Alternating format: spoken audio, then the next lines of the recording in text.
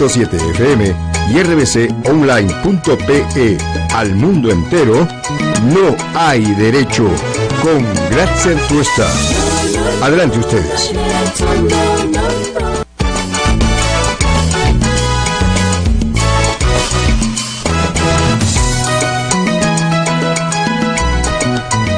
¿Qué tal, amigos y amigas? Muy buenos días a todos y todas ustedes. Muchas gracias, como siempre, por acompañarnos. 7:03 de la mañana. Vamos a dar inicio al programa de hoy. Hoy es 2 de febrero del año 2018. Un saludo a quienes nos están escuchando ya a través del 104.7 la FM aquí en RBC Radio. Muchísimas gracias también a quienes nos están siguiendo a través de alguna de las radioemisoras que integra la red nacional de IDL Radio, que también están transmitiendo en vivo y en directo el programa. Muchas gracias también a las radioemisoras que transmiten el programa en diferido, y gracias a los canales de televisión en distintas regiones que también toman la imagen para que puedan sus televidentes seguir todos los días lo que acontece en el país a través de este programa. Muchas gracias también a quienes nos siguen a través de internet. Ahí nos pueden encontrar en la página de IDL Radio, idlradio.p, es muy sencillo para llegar, y ahí nos puede escuchar, nos puede ver, puede también comentar y puede leer las notas después de que el programa termina, que se desprenden de las conversaciones y los puntos de vista que expresamos aquí en el programa todas las mañanas. También quiero agradecer a quienes nos siguen a través de la página de RBC Online, donde tenemos muchos seguidores y estamos muy contentos por ello también. Muchas gracias a quienes también, como hoy, nos siguen a través del Facebook, que es una magnífica plataforma para poder difundir en vivo y en directo este espacio, lo que nos ha permitido también abrirnos otro espacio donde, por su gentileza y amabilidad, estamos llegando a más personas, porque usted no solo hace el esfuerzo, y le agradecemos por eso, de escucharnos todas las mañanas y seguirnos, sino de compartirnos con sus amigos, grupo de amigos, familiares, y la verdad, la familia de este modesto programa crece y estamos muy contentos. Y como retribución, como una manera de poder de alguna manera agradecerles, vamos a tener novedades en el programa dentro de muy poco y les vamos a contar de qué se trata, y seguramente ustedes que nos conocen, ustedes que nos siguen, ustedes que nos alientan a seguir, van a ponerse igual de contentos que estamos nosotros por estos pasos grandes que estamos dando, y la verdad estamos muy emocionados por lo que se viene. Son las 7:05 de la mañana. También usted, si no tiene la posibilidad de entrar al Facebook porque no usa las redes sociales, yo digamos he sido uno de los que me he resistido mucho a esto, pero que ahora me parece magnífico, me parece inevitable, me parece accesible, me parece que es posible que todos podamos vincularnos de una u otra manera, pues tiene otras alternativas también. Pero antes de eso, en el Facebook también comente, escríbanos su punto de vista, háganos llegar sus sugerencias, y nosotros con mucho respeto, por supuesto, la vamos a tomar y la vamos a contestar todos los días, como se pueda. La verdad que son muchas las personas que nos escriben y a veces uno demora en contestar, pero no porque no quiera, sino porque ahora son muchas personas que le dedicamos una parte del día, porque también tenemos que hacer otras cosas para cumplir con los objetivos que tenemos en el IDL, que es la institución que produce este programa. Entonces, si usted quiere comunicarse con nosotros y no tiene Facebook, puede escribirnos a este número de WhatsApp: 9975748815, 9975748815. Ese es nuestro número WhatsApp. Funciona de 7 a 9. Ahí escríbanos, por favor, y nosotros muy respetuosamente vamos a tomar lo que usted ahí nos dice.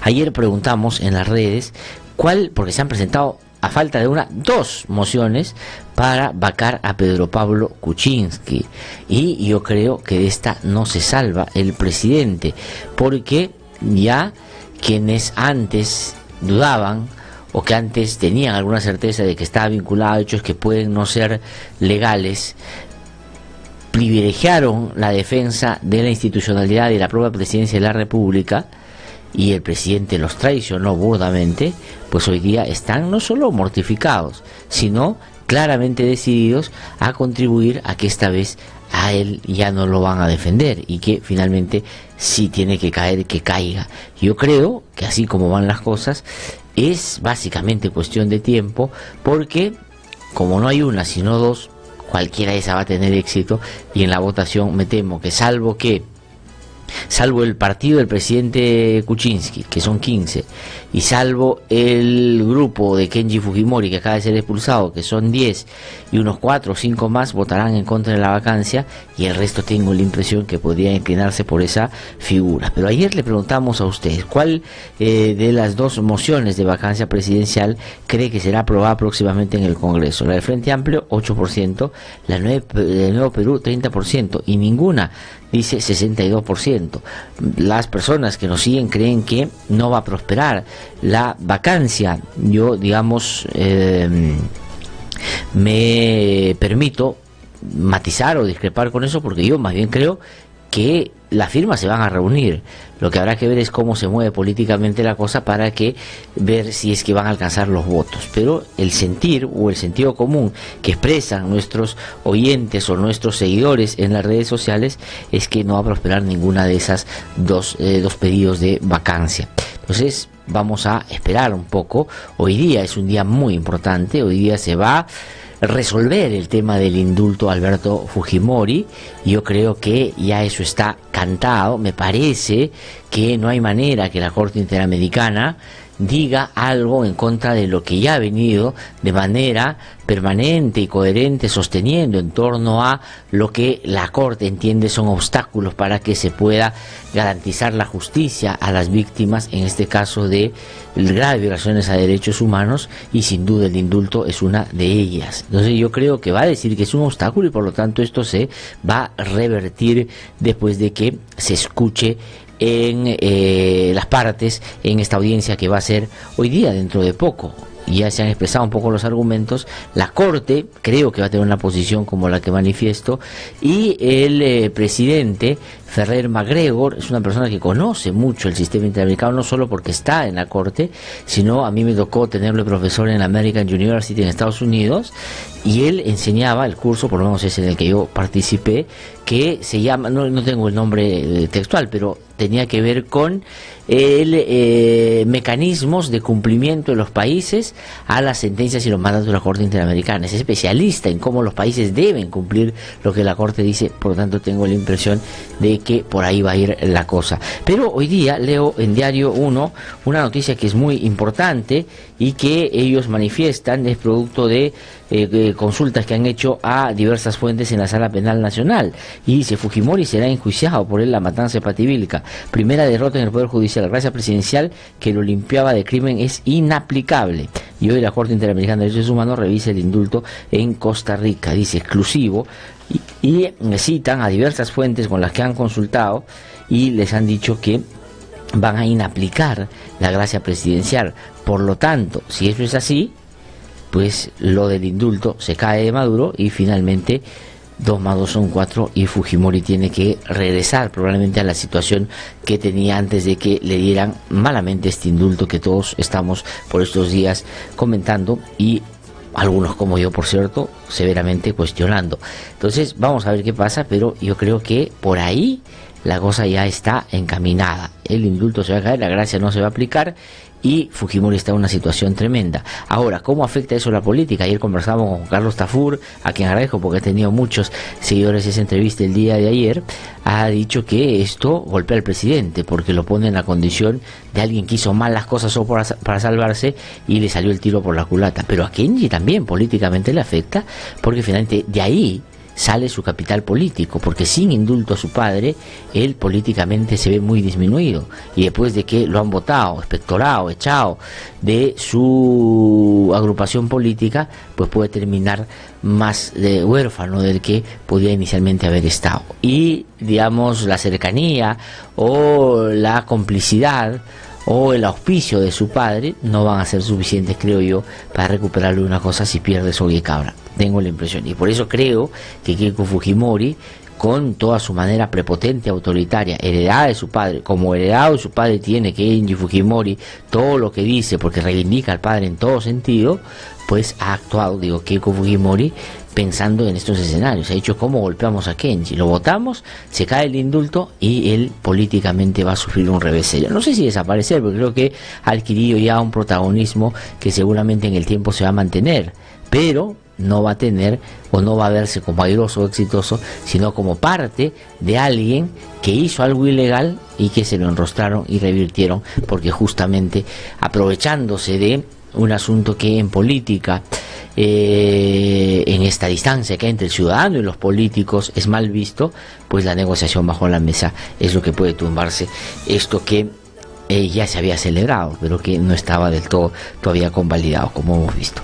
Ahí está la historia sobre Fujimori, es muy importante, y en un mes exactamente la Comisión Interamericana hace una audiencia para hablar del indulto. O sea que con esto ya la cosa queda, me parece, tremendamente cerrada.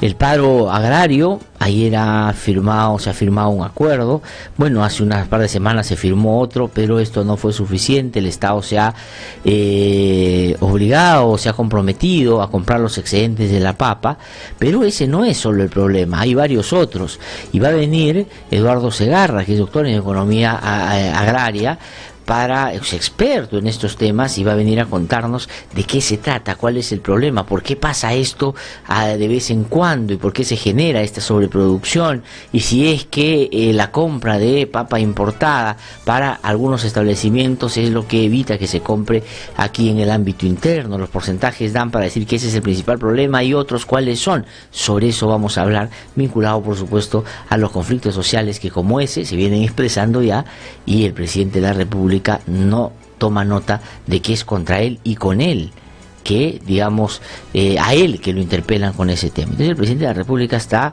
bastante desorbitado, presidente que la verdad está perdido, y creo yo ahora más complicado, ¿no? Yo creo que frente a el avance de la vacancia, como hoy día Hildebrand o César Hildebrand, Sus 13, que recomiendo ustedes puedan adquirir hoy día, como todos los viernes. Aquí está la portada, se la voy a mostrar a quienes nos siguen por las redes. Nuevas pruebas contra Kuczynski, y la verdad, yo leo y digo, ya Pedro Pablo Kuczynski tiene que estar despidiéndose de la presidencia. El actual presidente de la República movió $2,5 millones a través de operaciones financieras que pasaron por paraísos fiscales. Las transacciones se produjeron entre 2005 y 2015. PPK habría incurrido en la figura penal de falso testimonio. ¿Y por qué dice esto? Porque el fiscal Hamilton Castro no le cree. Y adivinen qué ha hecho Hamilton Castro. Ha dispuesto pericias.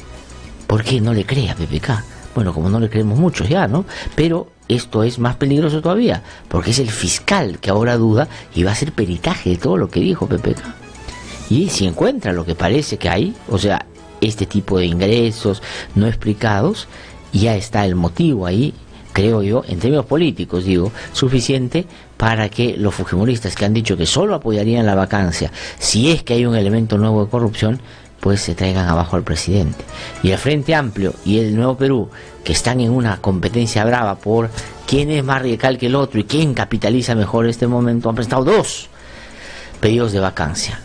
Marco Arana y su grupo por el indulto y por corrupción, y en el caso de Nuevo Perú por nuevos elementos en torno a la corrupción.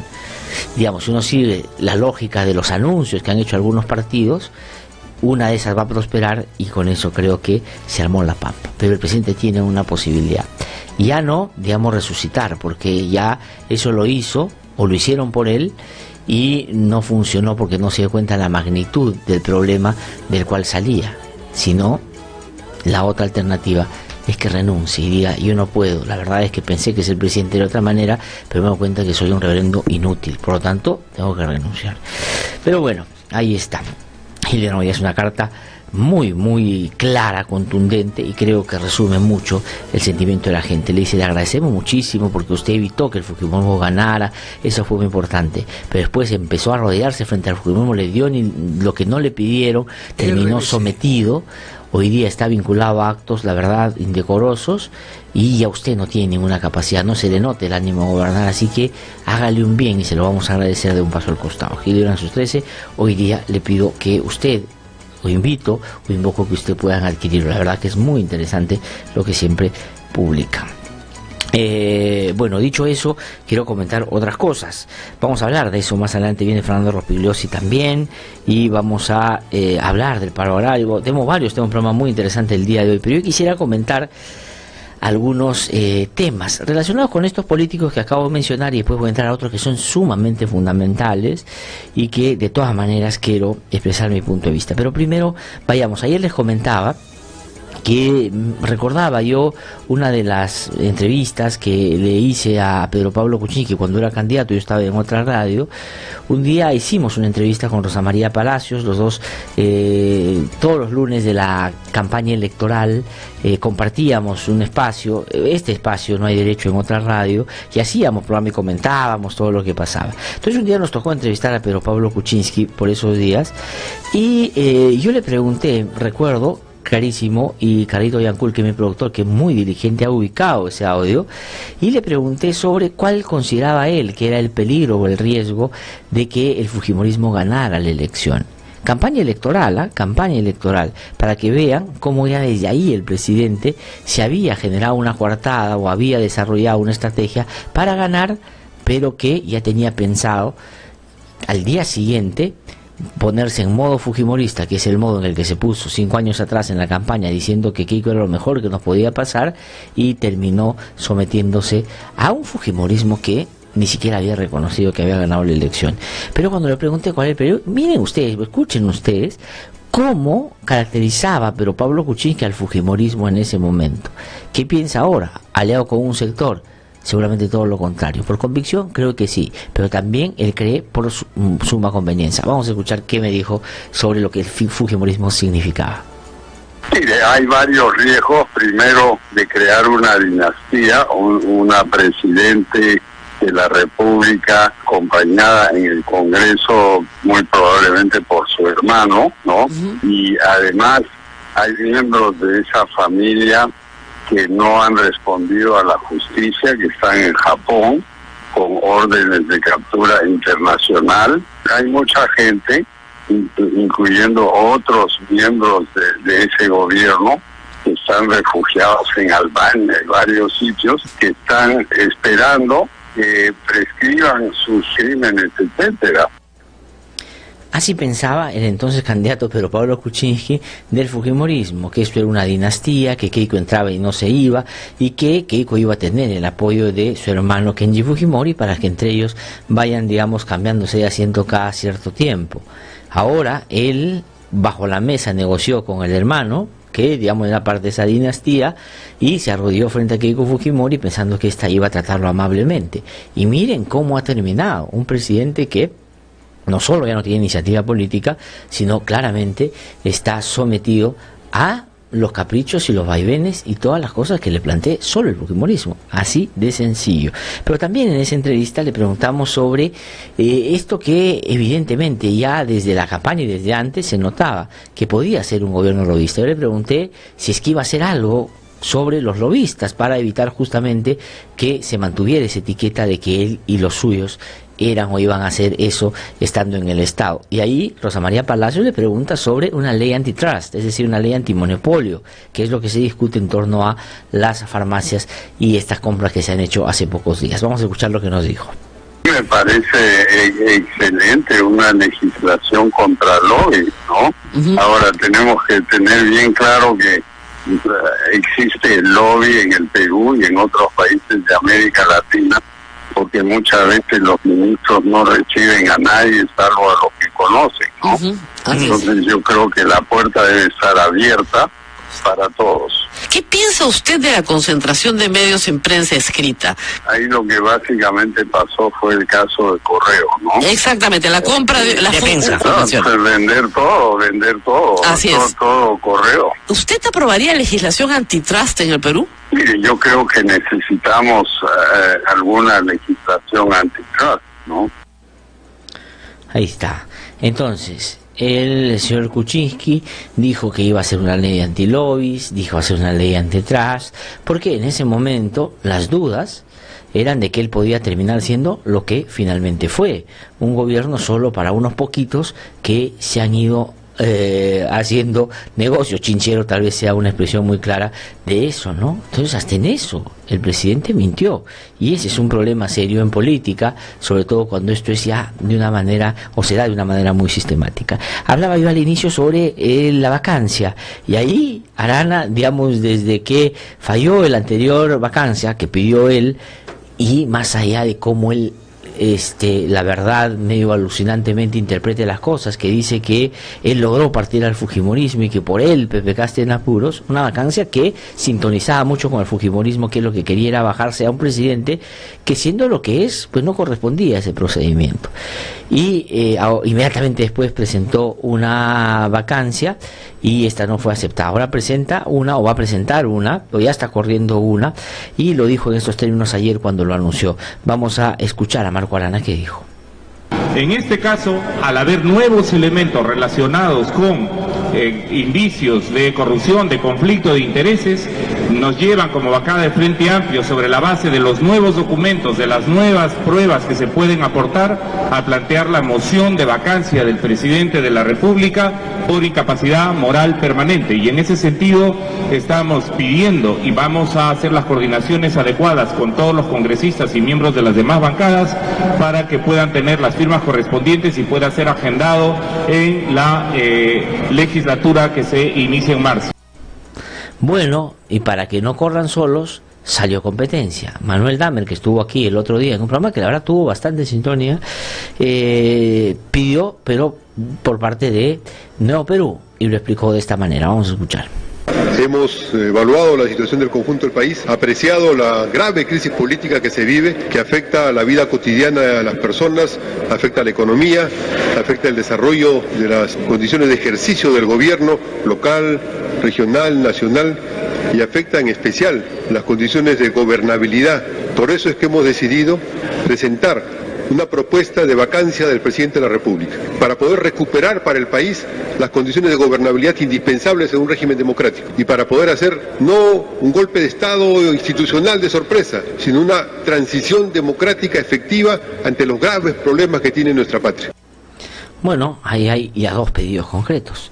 Vamos a ver cuál llega más rápido y cuál es el que finalmente se apoya. Pero tengo la impresión de que llegan a los votos, o pueden llegar a los votos. Vamos a ver cómo se mueve el gobierno y cómo se mueve hoy día los aliados del gobierno, que son Kenji Fujimori, pero aliado del gobierno hasta que reviertan el indulto a su papá, porque el día que lo reviertan, vamos a ver si la actitud se le mantiene en torno al que llama gobernabilidad del país. Vamos a ver. Pero quería salir ya de estos temas y plantear otro. Yo quería darles unas cifras que son muy alarmantes, y esto tiene que ver con las cifras que da el Seguro Integral de Salud. Entre el año 2011 y el 2016, 11.781 niñas entre 9 y 14 años fueron madres. Escuchen ustedes eso, 11.781 niñas entre 9 y 14 años fueron madres entre el 2011 y el 2016. 8 niñas tenían 9 años. Pues imagínense lo que eso significa. Yo tengo una hija de 9 años. Pues imagínense la barbaridad que eso significa, producto de un acto tan criminal como una violación sexual. Imagínense. 8 niñas tenían 9 años, 51 niñas tenían 10 años, 182 niñas tenían 11 años, 573 tenían 12 años, 2.323 niñas tenían 13 años y 8.644 niñas tenían 14 años. ¿Cómo con esas cifras nos vamos a rasgar la vestidura cuando alguien nos dice que somos un país de violadores? Porque estas son violaciones sexuales. ¿Cómo puede ser posible que en una sociedad como la nuestra, que quiere ser país de primer mundo, esas sean las cifras alarmantes de la violencia sexual que tiene víctimas todos los días en nuestro país? Frente, digamos, a no la mirada atenta, que ojalá fuera la que primara, sino al contrario, el desdén, la indiferencia de la sociedad y de quienes administran justicia en la sociedad, por encargo de la propia Constitución. Esas son las cifras. Esto significa 11.781 niñas violadas en el Perú en esos años. ¿Cómo se llama eso? O sea, ¿por qué ese no es uno de los temas centrales de la discusión política? Y estamos hablando que Kenji, que Keiko, y qué va a pasar si el uno se molesta, qué dirá el papá, cómo se desenlaza la historia política del Perú a través de dos personajes sin ningún talento y solo protagonistas de la historia porque son hijas de un dictador, cuando hay 11.781 niñas violadas entre el 2011 y el 2016, de las cuales hay niñas que salieron embarazadas y tenían 9 años. Pero esto no es lo único grave en esta historia, que es dramática por supuesto, sino la manera como se aborda esto en los medios de comunicación.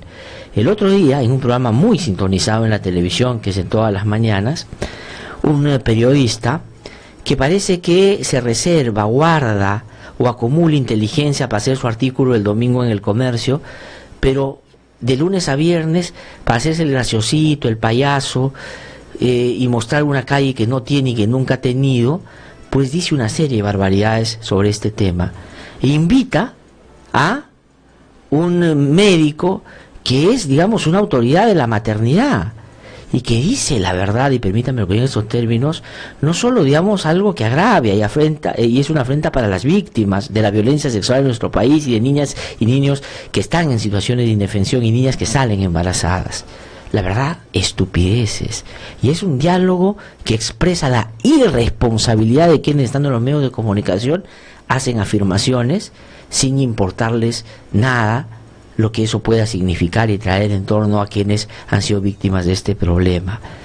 Vamos a escuchar cómo este señor Almeida, no tengo el nombre, Carlitos, si me ubique, Luis Almeida, que es de la maternidad de Lima, ¿no es cierto?, que es un funcionario, dice así sobre este tema de por qué las niñas salen embarazadas y qué se hace cuando se debe hacer cuando las niñas salen embarazadas. Vamos a poner eso, ¿tenemos o no, Luis? Esperamos un ratito, primero ponemos al periodista, ¿no? Vamos a poner, porque es Federico Salazar, y él cuando dicen que los índices en Lima son altos, pero más altos son algunas regiones como Loreto, escuchen ustedes el comentario responsable que hace. Vamos a escuchar qué dijo sobre este tema. Escuchen ustedes y después lo comento. El índice, digamos, el porcentaje de mujeres embarazadas adolescentes en Lima es del 9 a 10%. En Loreto es más del 30%. Claro, hay un tema hasta cultural, ¿no? Más del 30% en Loreto, me dicen. Claro, y las cifras son impresionantes, ¿no? O sea, un tema cultural. O sea, a una niña de 8 años la violan, de 9 años la violan, y es un tema cultural porque hay 30% en Loreto. O sea, ¿qué le pasa? O sea, esa ligereza no se puede hacer en un medio tan importante en donde esta persona trabaja. O sea, ¿qué le pasa? O sea, resulta que en Loreto, porque culturalmente son así, se violan y las niñas salen embarazadas porque, en fin, es parte de su cultura. Esa es la interpretación de alguien que con inteligencia nos quiere los fines de semana describir la política, la sociedad. Y no sé si ha dicho algo después para decir que eso fue un desliz, por lo menos. RBC. Realmente me parece penoso que estos, comillas, líderes de opinión hagan ese tipo de comentarios y la verdad no tengan la capacidad y la calidad de decir, oye, yo dije esto, y de verdad que eso no, porque eso no se sostiene de ninguna manera, y genera, digamos, aparte de vulnerar ya a las propias personas que son víctimas de la violencia en ese tipo de zonas que él dice que esto puede ser cultural, refuerza el estereotipo de que en algunas zonas esto es natural, pues. Esto pasa porque, en fin, así son ellos. Realmente esto es una pena, ¿no?, que tengamos ese tipo de comentarios, además que llegan a mucha gente, porque son programas muy sintonizados. Y quiero escuchar a Luis Almeida, se llama este médico, ¿no? Escuchen ustedes la interpretación, se supone especializada, de alguien que habla sobre este tema. Escuchen. Hablaba del tema de la lactancia, por ejemplo, el doctor allá en Tacna, porque, digamos, si bien puede concebir no necesariamente todas las otras, digamos, características están desarrolladas lo suficiente. Realmente la naturaleza humana es maravillosa. Nosotros tuvimos un caso hace varios años en el Instituto Materno Perinatal de una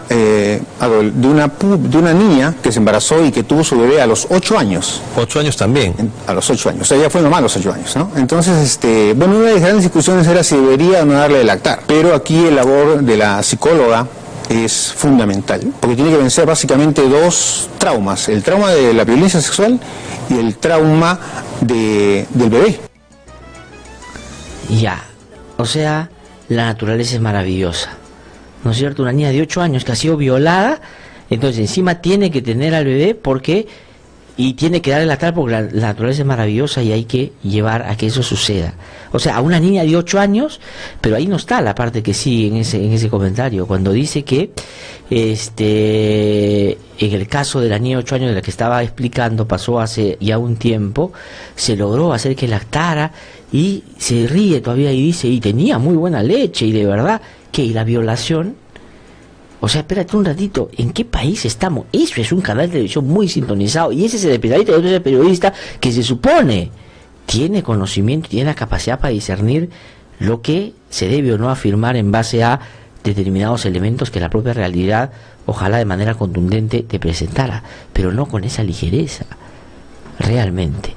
Y he desarrollado esto tomando parte de una nota que hizo el útero.p el otro día, en donde vi esto, porque yo no sigo ese programa, y por eso es que ahora lo comento. Son las 7:32 de la mañana. Vamos a ir a una pausa. Vamos en un ratito a tener comunicación con Carlos Rivera, que está en Costa Rica. Carlitos, sí, con Carlos Rivera, que es abogado de los familiares de las víctimas del caso Cantuta Barrios Altos, que ya están dentro de poquito por ser parte de esta audiencia que va a ser determinante en torno al indulto a Alberto Fujimori. Vamos a hacer nuestro recorrido por las regiones y viene Eduardo Segarra, que conoce muchísimo el tema agrario, el tema agrícola, y viene a contarnos sobre qué cosa está pasando ahí y en qué perspectiva hay que ver todos estos problemas. Así que vamos a una pausa y regresamos aquí en No Hay Derecho. Soy Glatzer Tuesta y como todas las mañanas, junto con el equipo que aquí me acompaña, Carlito Yancul, Emanuel Rojas y Luis Arce, tendremos el gusto de acompañarnos. Así que vamos a una pausa y regresamos en un instante. Para estar siempre informado de lo que sucede en lo político, en lo social. Para escuchar voces independientes y no siempre lo mismo. Para saber de lo que nadie se atreve a denunciar. www.idlradio.pe, con análisis de verdad. www.idlradio.pe es la renovada página web a la que usted debe ingresar. Información, análisis y debate. www.idlradio.pe es una producción del Instituto de Defensa Legal. RBC 104.7, la otra forma de vivir.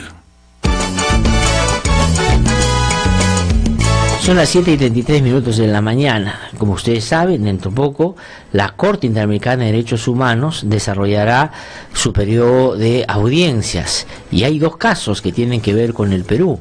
Uno, el caso El Frontón, porque también se está tratando de defenestrar al estilo de los 90 a magistrados del Tribunal Constitucional porque hicieron su trabajo y dijeron lo que ya en todos los foros nacionales e internacionales se ha dicho, y es que el caso de El Frontón es un crimen de lesa humanidad, pero no porque ellos lo califiquen, sino porque hubieron hechos y digamos gestiones o procedimientos inacabados en el tribunal anterior. Ellos llegaron, lo terminaron y ahora los quieren votar de su cargo.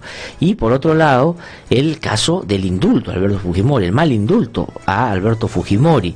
Y tengo la impresión que en ambos casos, pero lo que ha concentrado más la atención de todos los ciudadanos es lo que pase con Alberto Fujimori, pues este va a ser un revés para el Estado peruano, lo que significa que va a ser un revés también para Alberto Fujimori. Carlos Rivera es abogado de las víctimas en el caso Cantuta Barrios Altos y cumplió un papel muy importante en el juicio y cumple un papel muy importante ahora también, y lo va a cumplir dentro de poco cuando tenga que explicar a la Corte en compañía de otros abogados como Gloria Cano lo que significa o ha significado este indulto en torno a la sentencia que ya dio la Corte Interamericana sobre estos casos. Doctor Carlos Rivera, es un gusto saludarlo, muy buenos días. Buenos días, Glatzer, buenos días amigos de No Hay Derecho. Sí, queríamos preguntarle un poco cómo se viven, digamos, los momentos previos a lo que va a ser la audiencia, a qué hora va a ser, cómo va a ser. Han habido algunos pronunciamientos previos de algunos sectores, han hecho ustedes una conferencia de prensa también, que por la difusión que he visto ha habido al respecto, ha sido muy, muy importante. Están los familiares de la víctima. ¿Cómo se ha generado y se está produciendo este ambiente previo ya a lo que va a ser dentro de muy poco esta audiencia tan importante? Sí, mira, efectivamente, como dices, acá y en San José hay un grupo ahora numeroso de peruanos, de diversas instituciones y delegaciones que han venido a observar la audiencia y en otras como la nuestra a ser parte de la misma, ante la convocatoria de la Corte Interamericana para la audiencia de supervisión de cumplimiento. Tanto en el caso de El Frontón o el caso Durán Ugarte y el caso Barros Alto de la Cantuta. Como bien dices, efectivamente hay una, sin desconocer la importancia que tiene el caso de Durán Ugarte y los jueces del Tribunal Constitucional, de hecho hay una mayor expectativa sobre el asunto de Barrios Altos y la Cantuta. La relación directa al indulto otorgado ilegalmente a Alberto Fujimori, eso coloca como un hecho determinante para que haya una mayor expectativa, sobre todo de la prensa, ¿no? En cuanto a las razones por las cuales Pedro Pablo Kuczynski otorgó esa medida y sobre todo cuál es la decisión que pudiera tomar la Corte Interamericana luego de escuchar los informes y el debate que se va a realizar dentro de un par de horas, literalmente, en la sala de audiencias de la Corte Interamericana. Sí. Nosotros llegamos con mucha expectativa, pero también con el convencimiento de que los argumentos que hemos venido levantando y exponiendo hasta públicamente desde hace más o menos un mes son justamente los mejores instrumentos como para convencer a los jueces de la Corte Interamericana de que la decisión que tomó Kuczynski de indultar a Fujimori fue una decisión ilegal, que no solamente hubo una flagrante violación a los procedimientos internos de los reglamentos de gracia presidencial que regulan estas disposiciones, sino además que la decisión se sustentó en argumentos estrictamente políticos y de una negociación ocurrida bajo la mesa con el objetivo de favorecerse mutuamente entre los principales negociadores, que han sido, desde todo punto de vista, el propio presidente Kuczynski y el señor Alberto Fujimori y su hijo Kenji Fujimori. Sí. Y obviamente hay argumentos en la propia jurisprudencia de la Corte Interamericana que determinan que ese tipo de decisiones y acciones en casos de graves violaciones a los derechos humanos no se pueden tomar bajo ninguna circunstancia. Sí, doctor Carlos Rivera, y solamente para ilustrar a nosotros y a nuestros oyentes, por cierto, ¿cuál es un poco la dinámica que va a haber? Van a participar, por supuesto, los familiares de las víctimas, que están representados por sus abogados. Va a participar también la Comisión Interamericana. No sé si ya se ha confirmado la participación concretamente de quienes de la comisión van a estar, y el Estado tiene un par de abogados que ha acreditado también.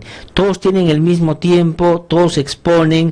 Hay la posibilidad de que los otros puedan preguntarle a los que exponen primero, o sea, ¿cuál es la dinámica? Y quisiera sobre todo cómo es que en el marco de esta audiencia, que es de seguimiento al cumplimiento de una sentencia de la Corte, cae también el hecho de que la Comisión Interamericana, que va a estar en la audiencia, haya llamado ya una audiencia también para el 2 de marzo.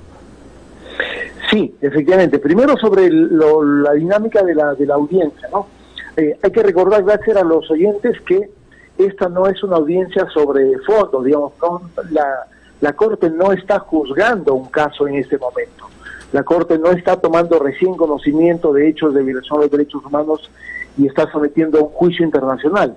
En realidad eso ya ha ocurrido el 2001 en el caso de Barros Alto y el 2006 en el caso de la Cantuta. Y la Corte ya ha emitido, hay que recordar eso, me parece muy importante, ya ha emitido sentencias de fondo en ambos casos, y la Corte ya ha determinado la responsabilidad del Estado y la Corte ya ha determinado las obligaciones internacionales del Estado peruano a las cuales se está sometido. Justamente porque eso ya existe, es que acudimos a la Corte Interamericana vía el proceso de supervisión de cumplimiento, es decir, le estamos informando a la Corte de que en el proceso de supervisión de cumplimiento, de cumplimiento de las sentencias que ha emitido, es que se ha dictado esa medida ilegal que desde nuestra posición afecta seriamente las obligaciones de investigar, juzgar y sancionar de parte del Estado peruano. Y es por eso que lo que ahora sustancialmente se va a discutir es la medida del indulto y la coincidencia o no de esta medida con las disposiciones emitidas en las sentencias. No va a haber otra materia, no va a haber una discusión sobre los casos de Barrios Altos y la Cantú, y si es que esos fueron o no violaciones a los derechos humanos. Y esa dinámica va a estar dirigida a que la audiencia comienza con la intervención del Estado. Son unos primeros 20 minutos que la Corte ha establecido que los representantes del Estado tienen que exponer sus descargos que estarán referidos a las razones de haber emitido esa decisión, y de nuevo si es que esa decisión desde la opinión del Estado vulneran o no las sentencias de la Corte Interamericana. Luego hay la intervención de los peticionarios, es decir, de los abogados de la parte agraviada, de las víctimas, y ahí nosotros vamos a hacer una intervención también por unos 20 minutos, y ahí vamos a exponer los argumentos que hemos venido más o menos señalando en términos de las razones políticas, de las irregularidades que hemos podido observar en la tramitación del indulto y que hemos podido ya verificar en el contenido del propio expediente que el día de ayer se nos ha trasladado. Y luego, obviamente, será la Comisión Interamericana que tenga 15 minutos para hacer sus intervenciones. De parte de la Comisión entendemos que está viniendo a representarla al comisionado de Colombia, Vargas, y el propio secretario ejecutivo de la Comisión Interamericana, Paulo Abrao, más una de las abogadas más expertas que tiene, que es la señora Silvia Serrano. No va a haber una intervención y un debate directo entre las partes, pero lo que seguramente sí va a animar eso es las preguntas que hagan los miembros de la Corte, los jueces de la Corte. Eso yo diría que eso va a ser parte seguramente sustancial, porque me parece que hay ahí algunos asuntos de la exposición tanto del Estado como de parte de los peticionarios que seguramente va a originar diversas preguntas de parte de los jueces. Sí, doctor Carlos Rivera, solamente para terminar, porque después de la audiencia vamos a, por supuesto, volver a conversar y seguramente sacaremos en el curso del día algunas notas también al respecto.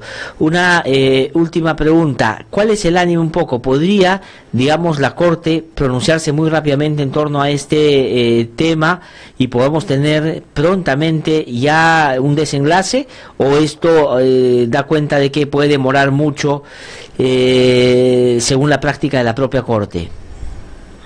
Bueno, la práctica de la Corte nos dice de que en los procedimientos de supervisión y cumplimiento la Corte no se demora más de un mes en emitir una resolución, y eso nos lleva al conocimiento de que es muy probable que inclusive dentro del mes de febrero la Corte emita una resolución, en el sentido que ojalá que nosotros hemos estado solicitando. Nos parece que ese va a ser la temporalidad en la que se va a emitir esa decisión. Pero además hay otro dato importante, la Corte ya ha llamado a un segundo periodo de sesiones para el mes de marzo, y es muy poco probable de que la Corte termine de prorrogar una decisión sobre un periodo de sesiones hacia el siguiente. Eso lo veo poco probable. No, eso no ha pasado. Eso no ha pasado en ningún otro momento, creo que no va a pasar ahora. O sea, la decisión va a ser de todas maneras en lo que resta de febrero, que además es un mes corto porque, como todos sabemos, pues es el mes que menos días tiene. Doctor Carlos Rivera, le agradezco muchísimo por la conversación. Creo que los argumentos son contundentes. Tengo la impresión de que la Corte va a dar la razón a los familiares, a las víctimas, y vamos a ver cómo hace. Además, yo mencionaba que el doctor Ferrer MacGregor, que es presidente de la Corte Interamericana, a quien tuve profesor en la American University en el anteaño pasado, dicta un curso que se llama cómo los estados deben cumplir las sentencias de la Corte. Así que, digamos, ideas sobre cómo puede recomendar el Estado peruano tiene varias. Muchísimas gracias, doctor Rivera. Así es. Muy amable, y que le vaya muy bien. Felicitaciones por el excelente trabajo. Felicitaciones. Tengo que ir a una pausa, regreso, porque Eduardo Segarra ya está en nuestros estudios y él conoce muy bien el sector agrario y nos va a explicar cómo debe ser, qué cosa está pasando en este sector. Ya regresamos.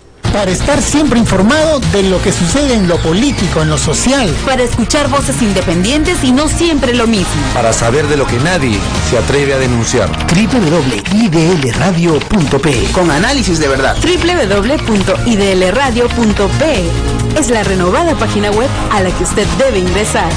Información, análisis y debate. www.idlradio.pe es una producción del Instituto de Defensa Legal. RBC 104.7. La otra forma de vivir.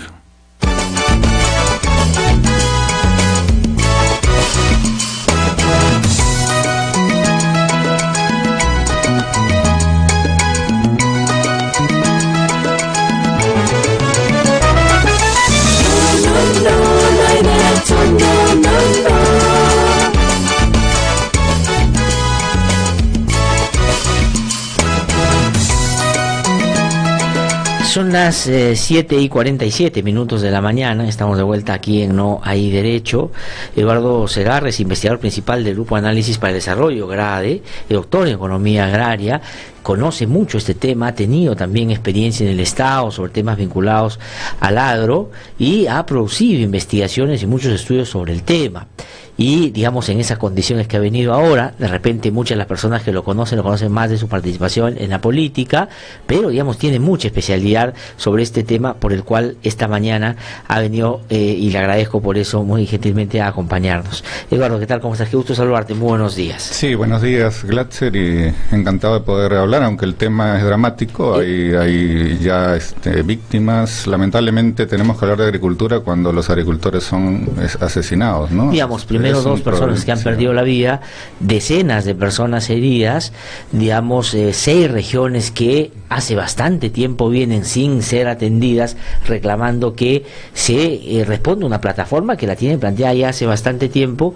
Y, digamos, yo he estado revisando un poco los antecedentes, cosas que pasan, digamos, cada cierto tiempo y más o menos son previsibles, ¿no es cierto?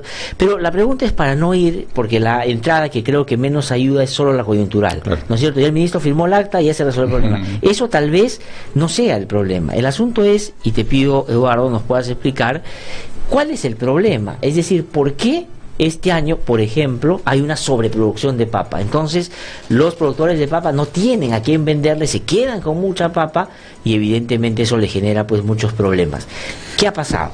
A ver, Glatzer, para hablar, digamos, de lo general a lo particular. Sí, ¿no? por favor. Lo general es que en el Perú, ya hace más de 2 décadas, y quizás hace más que eso, hay un abandono absoluto de la agricultura familiar, ¿no? Ya hace bastante tiempo se ha planteado que el modelo económico tiene serias dificultades para incorporar a la agricultura, sobre todo la pequeña agricultura, en un modelo de desarrollo, crecimiento y distribución. Este es un problema que ninguno de los gobiernos, los últimos 4 gobiernos ha enfrentado, ¿no? O sea, ningún gobierno ha tenido una política seria, agraria, ni tampoco menos una política de desarrollo rural. Entonces, en ese contexto, la agricultura familiar se ha seguido empobreciendo en el Perú, ¿no? Solamente hay un paréntesis de dato, ¿ya? Eduardo, ¿por qué, digamos, se deja de lado a la agricultura familiar? ¿Y cuánto de la agricultura en el país significa la agricultura familiar? Porque es, digamos, una cosa hasta políticamente que uno debe entender. Así es. Porque la cantidad de gente vinculada a la agricultura familiar, ¿cuánto más o menos en promedio es? Hay 2.200.000 agricultores. Ya, o sea, hasta por una lógica política dirías, hay 2 millones y tanto de personas que podrías, ¿no es cierto?, atender y necesitar. ¿Por qué se deja de lado siendo tan importante? ¿Qué se privilegia? Esa es una gran pregunta, y en realidad tiene que ver con varios factores. agricultores, pero cuando tú miras lo que hacen los ministros de Agricultura y los gobiernos y los ministerios de Economía y Finanzas en este país, es que han priorizado de manera absoluta a la gran agroexportación. Esta ha tenido TLCs, ha tenido ley de promoción agraria, la ley Klimper, tienen una total flexibilidad laboral, tienen beneficios tributarios, les regalan tierras muy baratas, ¿no?, de grandes proyectos de irrigación. Y casi toda la política agraria ha estado centrada en favorecer a estos grupos empresariales. Nadie está en contra de que se haga plata en el Perú. Sin duda. El no, problema, y la agroexportación es importante, lógico, pero no puede ser lo único que promuevas. Al costado tienes 2 millones de pequeños agricultores que no reciben prácticamente ningún tipo de apoyo. Ajá. Ahí tenemos un Ministerio de Agricultura muy débil, que recibe efectivamente menos del 1% del presupuesto de la República, que tiene serias dificultades para atender a los productores, porque el Ministerio de Agricultura perdió las agencias agrarias, que las tienen los gobiernos regionales, y cada gobierno regional ha seguido un curso distinto, y en el fondo al final el agricultor no ve que exista un ministerio que defienda sus intereses, ¿no? De otro lado, un serio problema de representación política de los agricultores, Glatzer. Ajá. Realmente ese es un problema de fondo. Ahora en este mismo conflicto de la papa vemos que nadie sabe bien quiénes son los representantes de los productores paperos, ¿no? Y ahora vamos a hablar de cómo el supuesto acuerdo que ha hecho el ministro, que es interesante, no tiene el apoyo de varios sectores bastante importantes, como el de Huánuco con la producción de papa. Sí. Ahí hay un serio problema también de los partidos políticos. Ningún partido político realmente tiene presencia en la agricultura. Hace muchos años que se perdió. En los viejos tiempos el partido aprista, la izquierda, tenían algún tipo de agenda agraria, tenían propuesta, tenían líderes. Cero. Y menos el fujimorismo y digamos otros grupos más conservadores, que digamos concentrados en Lima, sí, promovido bajo esta lógica de la agroexportación que genera ingresos, pues que todo se apunte a fortalecer eso en desmedro y en mérito, digamos, de esta agricultura familiar. Claro, porque en cierta forma también, si tú ves el TLC con Estados Unidos y otros TLCs, han tenido la lógica de la gran agroexportación. Sí. En ningún momento se ha pensado en un modelo de desarrollo basado en la pequeña y mediana agricultura familiar. Por eso es que también, y esto ha pasado en otros países, en Colombia, también en México, después de años de TLCs, hay enormes movilizaciones campesinas oponiéndose a estos tratados que en realidad nunca han sido beneficiosos para el pequeño productor. Ahora, si tú ves, Eduardo, para que nuestros oyentes puedan tener el panorama, y tú lo has explicado bastante bien, un elemento adicional. Porcentualmente, más o menos, ¿cuánto da en términos de lo que se produce en el Perú para agroexportación y cuánto produce este sector de más de 2 millones de personas de economía familiar en términos de productos concretos, por ejemplo? Claro, la gran agroexportación en el Perú tiene un efecto interesante en el nivel de exportaciones, ¿no? Sí. Actualmente el Perú exporta espárragos, mangos, varias frutas, varias hortalizas, y eso ha tenido un despegue muy fuerte en los últimos 15 años gracias a estos apoyos que ha dado el Estado, ¿ya? Sin embargo, a cambio de eso, el Perú ha liberalizado totalmente el comercio externo agrario y entran al Perú subsidiados alimentos muy baratos. Claro. El maíz, el trigo, la soya, son 3 productos fundamentales que entran a precios subsidiados en el exterior y deprimen permanentemente los precios de los alimentos en el Perú. Y esos, digamos, van en contra de los agricultores. De la enorme masa de producción. Porque el agroexportador no exporta pues eso con lo que se compite, más bien importa justamente lo que no hay en otros lados. Entonces, así es, tenemos una exportación de contrastación y especializada. ¿Cuánto empleo genera esa agroexportación? Se estima más o menos unas 150.000 empleos permanentes, que es interesante, pero obviamente eso es casi nada ante los más de 5 millones de empleos que tiene el agro en el Perú, ¿no? Pues estamos hablando que del ni medio punto porcentual. Bastante poco, y de otro lado es un sector que ha dejado de pagar una parte significativa de impuestos por exoneraciones que tiene. Y bueno, ellos, digamos, en realidad lo interesante sería que el Estado, frente a una política que ha hecho esto de liberalizar y de apoyar a este sector, hubiera desplegado toda una plataforma y unas políticas para la pequeña agricultura familiar, que son la gran mayoría de los agricultores en el Perú. Glatzer, en eso en realidad estamos muy mal. El Perú es uno de los países más atrasados en política agraria.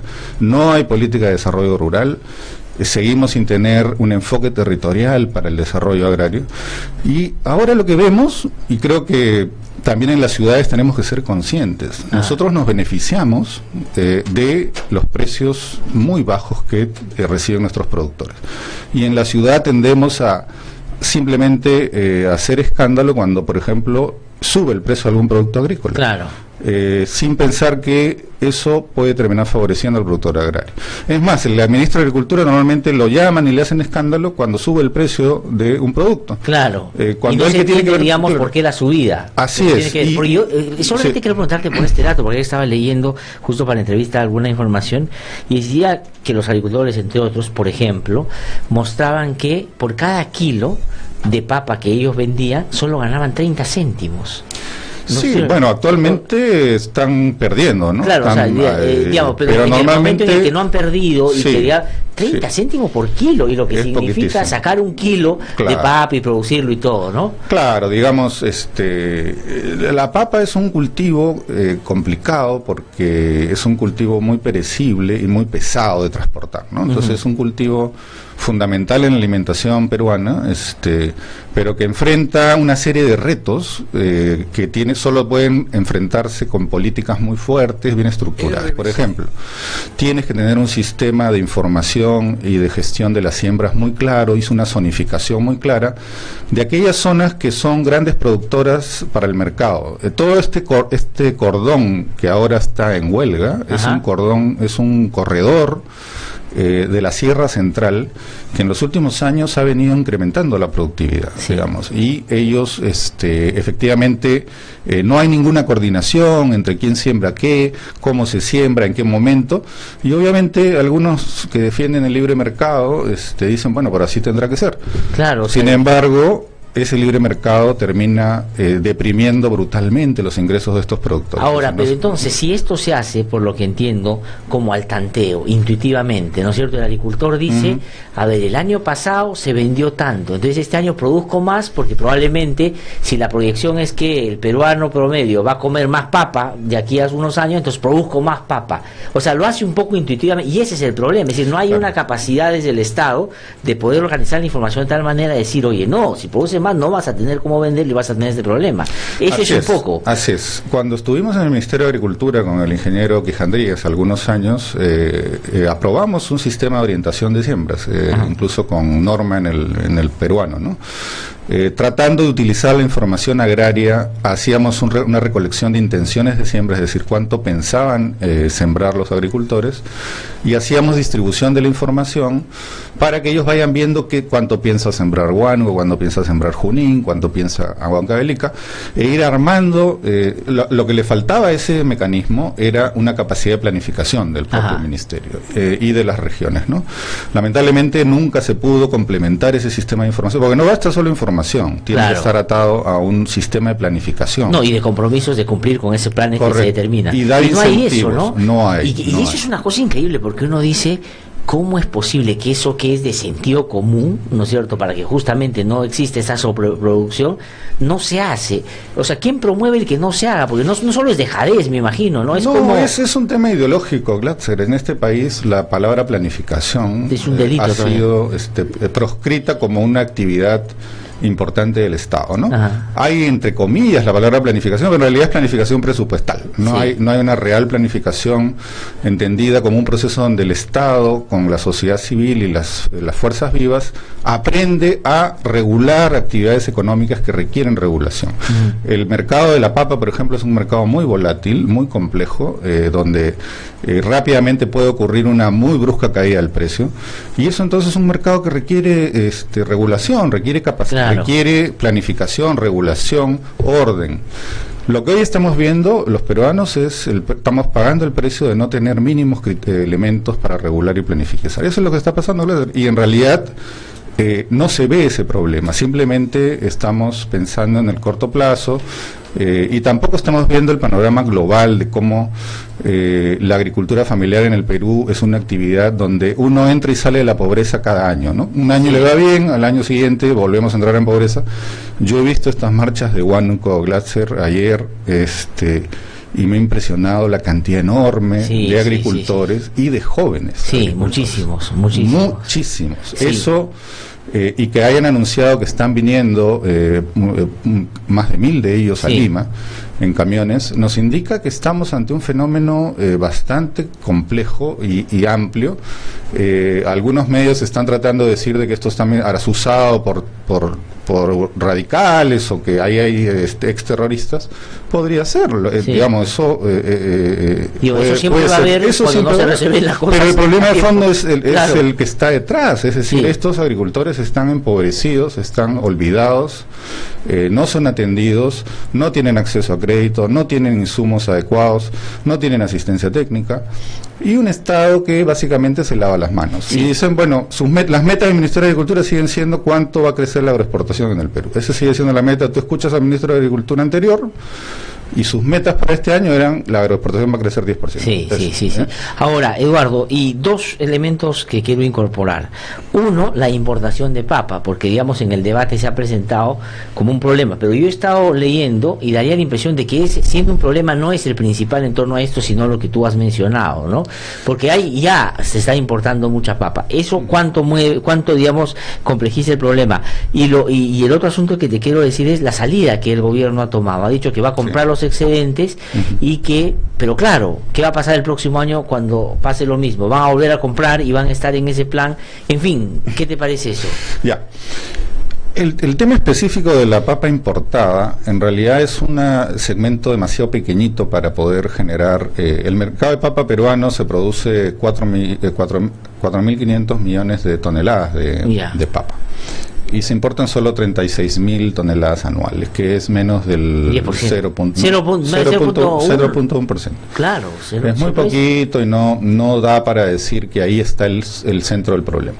Yo creo que más bien, digamos, la demanda de los productores es más amplia. Ajá. Es decir, va a esto que te decíamos. Han liberalizado el comercio agrario de una manera totalmente desigual, donde el productor que produce para el mercado interno, para alimentar a la familia peruana, está en seria desventaja porque tiene que competir con un maíz barato, súper barato, un trigo subsidiado, hasta leche subsidiada, hasta soya totalmente subsidiada de los países ricos. Entonces, obviamente, la sensación que han tenido estos productores luego ya de cuántos años tenemos de TLC, más de 10 años, es que este TLC al final se le prometió mucho al pequeño productor que iba a haber compensaciones, que iba a haber programas para... O que iban a vincularlos a la cadena, digamos, de la exportación, de los tratados de libre comercio. Nada de eso ha ocurrido y la agricultura familiar sigue totalmente abandonada. Entonces, lógicamente, cuando ocurren estas movilizaciones, los productores piden que se derogue el TLC, que se aumenten los aranceles.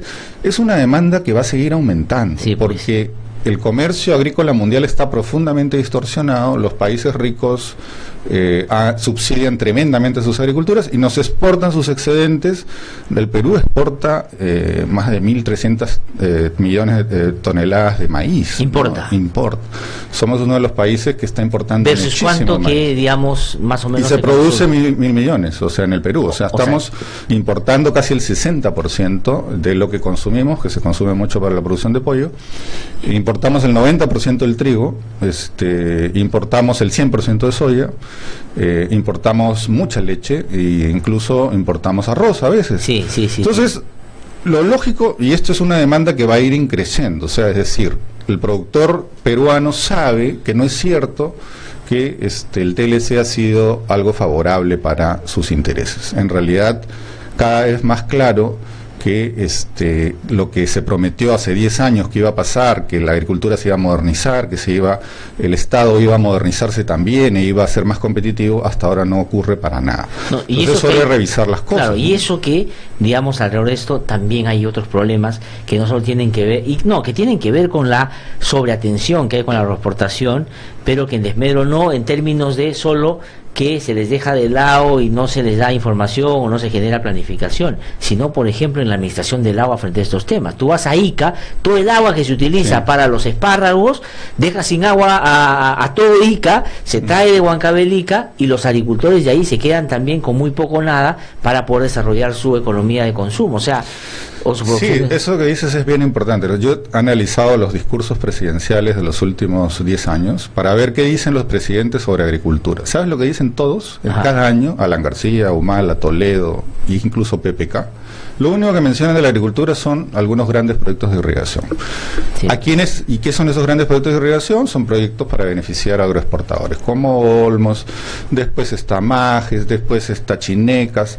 Todos son proyectos para la costa, son proyectos enormes, encima han habido tremendos niveles de corrupción en estos proyectos. Que es otra cosa que no se ha visto, ¿no? Porque todo el tema, por ejemplo, Olmos, que está digamos, un poco bajo la sospecha de la participación de Odebrecht ahí, habría que ver qué pasó con los terrenos y todo lo que terminó beneficiando a una gran empresa también. O sea, todo eso está vinculado, ahí hay mucha corrupción también, a nivel mundial, Glatzer, donde el constructor de la obra termina siendo el administrador del agua. Sí, pues. O sea, de ahí nomás ya algo muy feo estaba ocurriendo. No, y ahí debe haber habido mucha corrupción que no se está viendo, ¿no? Porque ahí no está llegando la investigación.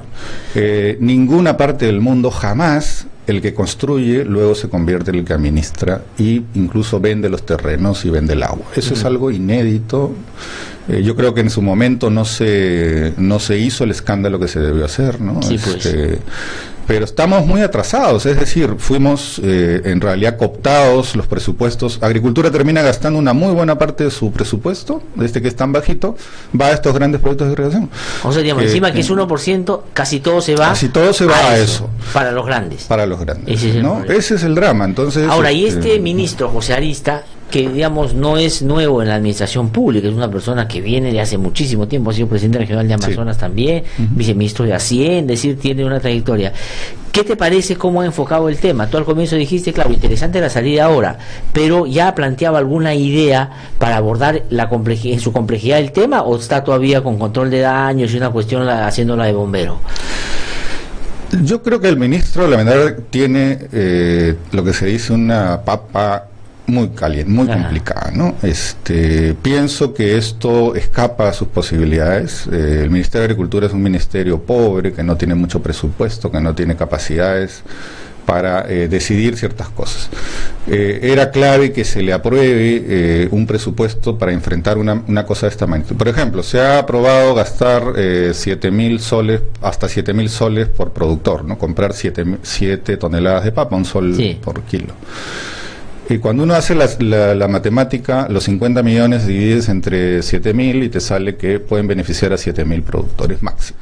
¿De cuántos? Pero ¿Están ¿cuántos ahora paperos hay? En la Sierra Central hay entre 150.000 y 200.000 paperos. Entonces, otra vez estamos frente a... ¿Y cómo entonces quién va a decidir quiénes son esos 7.000? No, ahí se obviamente, claro, la coordinación está de los paperos nacional, que en verdad es una entelequia.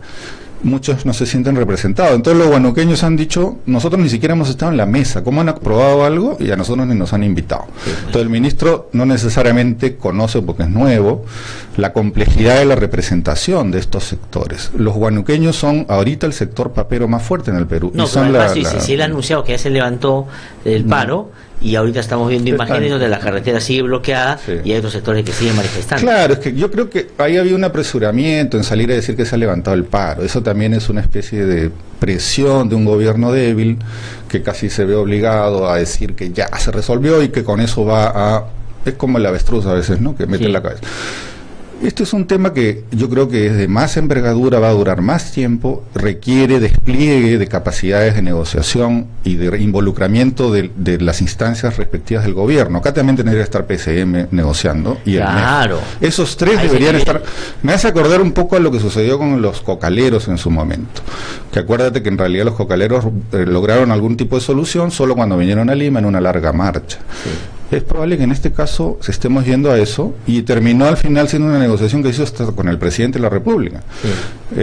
Ahora, digamos, si en un contexto de debilidad manifiesta de un gobierno que no gobierna, ese asunto puede complicarle la vida al presidente, que ya la tiene difícil con los pedidos de vacancia, pero que tengo que terminar. Y claro, y cuando el escenario o un problema no se resuelve, pasa el tiempo, se complejiza y los extremos van ganando terreno, y entonces hay gente que ahora se va a aprovechar de eso y va a usar, pues digamos, va a seguir escalando. Es que eso es el ABC, digamos, de un conflicto que si tú no lo resuelves a tiempo termina ya siendo incontrolable, ¿no? Yo creo Para terminar, Eduardo, pero estamos a punto. ¿Qué consideras tú debe hacerse en este momento? Yo creo, bueno, en primer lugar, que el ministro haya conseguido 50 millones de soles para gastar en este conflicto es importante. Ojalá que eso se apruebe. Se distribuya bien, además. Además, claro, además me parece que no es conveniente estarle pasando la pelota a los gobiernos regionales y diciendo, como pasó en la primera arreglo, entre comillas, donde se dijo, los gobiernos regionales van a resolver. Les aprobamos que ellos gasten 1,5 millones de soles cada uno y ellos ya verán. No, los presidentes regionales que no van a la reelección y que ya están de salida y poco les importa el problema, ya están en otra cosa. Además, ya, podían terminar en la Contraloría, en fin. Espero que ahora el gobierno entienda que este es un problema nacional, que es un problema de responsabilidad de la política agraria nacional, y que el principal responsable del tema es el gobierno central, y que tiene que enfocar esto, poner recursos, negociar con los distintos sectores paperos para buscar una solución integral que implique, yo propongo que no solo se compre papa, sino que se haga una transferencia directa, un bono de emergencia a los productores, porque la compra de papa termina beneficiando a los que tienen más poder, a los que tienen más producción, a los más grandes. Hay paperos grandes que van a poder beneficiarse más. Se van a poner en la lista primero. Y se van a poner en la lista primero. Entonces, yo creo que hay que hacer otro enfoque, pero eso podrá discutirse. Y que parte del apoyo sea un bono para comprar asistencia técnica y poder cambiar de producto hacia adelante. Entonces, que se ate esto hacia una mirada hacia adelante y se instale un sistema de información y orientación inmediatamente. El Ministerio de Agricultura tiene que hacer eso. Y además, en conjunto, me parece que es muy importante lo que han dicho los paperos, que se incremente el presupuesto agrario. Ellos están pidiendo hasta 10%, es un enorme incremento, pero algo, ¿no? Que pero se incremente. No puede quedarse en el 1, digamos. Esperemos que este ministro pues sea exitoso, él conoce bien el MEF, es político también, ha sido gobernador, y pueda entonces él generar una corriente de opinión que empezamos a entender que la agricultura no la podemos tener tan abandonada, tan oprimida, que al final ese puede ser uno de los de las causas de un rebrote de violencia en nuestro país, que es lo último que queremos. Violencia, conflictos sociales, y un gobierno que no solo no aguanta, digamos, en el Congreso, menos va a aguantar, digamos, con la calle caliente. Eduardo, muchísimas gracias por habernos explicado el panorama completo de lo que está pasando en la agricultura y en particular con el tema de la papa. Muy amable, ¿eh? Sí, Eduardo Segarra, entonces, que ha conversado con nosotros. Tengo que ir a una pausa, regreso porque Fernando Rospigliosi ya está en nuestros estudios y con él hacemos un análisis sobre este y varios otros temas. Ya regresamos. Para estar siempre informado de lo que sucede en lo político, en lo social. Para escuchar voces independientes y no siempre lo mismo. Para saber de lo que nadie se atreve a denunciar. www.idlradio.pe Con análisis de verdad. www.idlradio.pe es la renovada página web a la que usted debe ingresar. Información, análisis y debate. www.idlradio.pe es una producción del Instituto de Defensa Legal. Mi nombre es Huber Flores, soy de la comunidad indígena Santa Clara de Uchuña.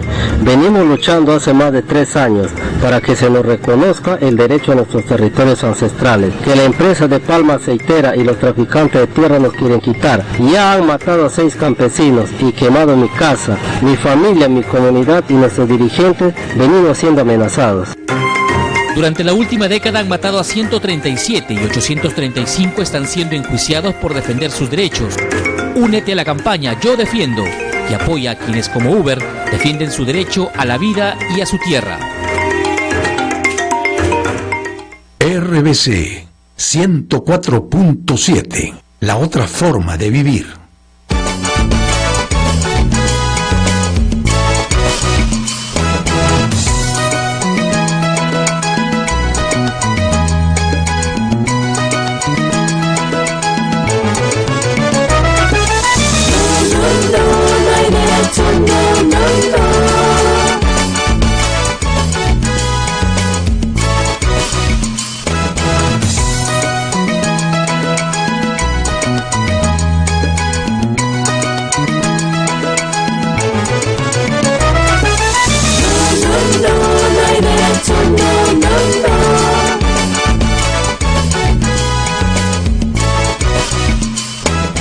Son las 8:14 de la mañana, estamos de vuelta aquí en No Hay Derecho.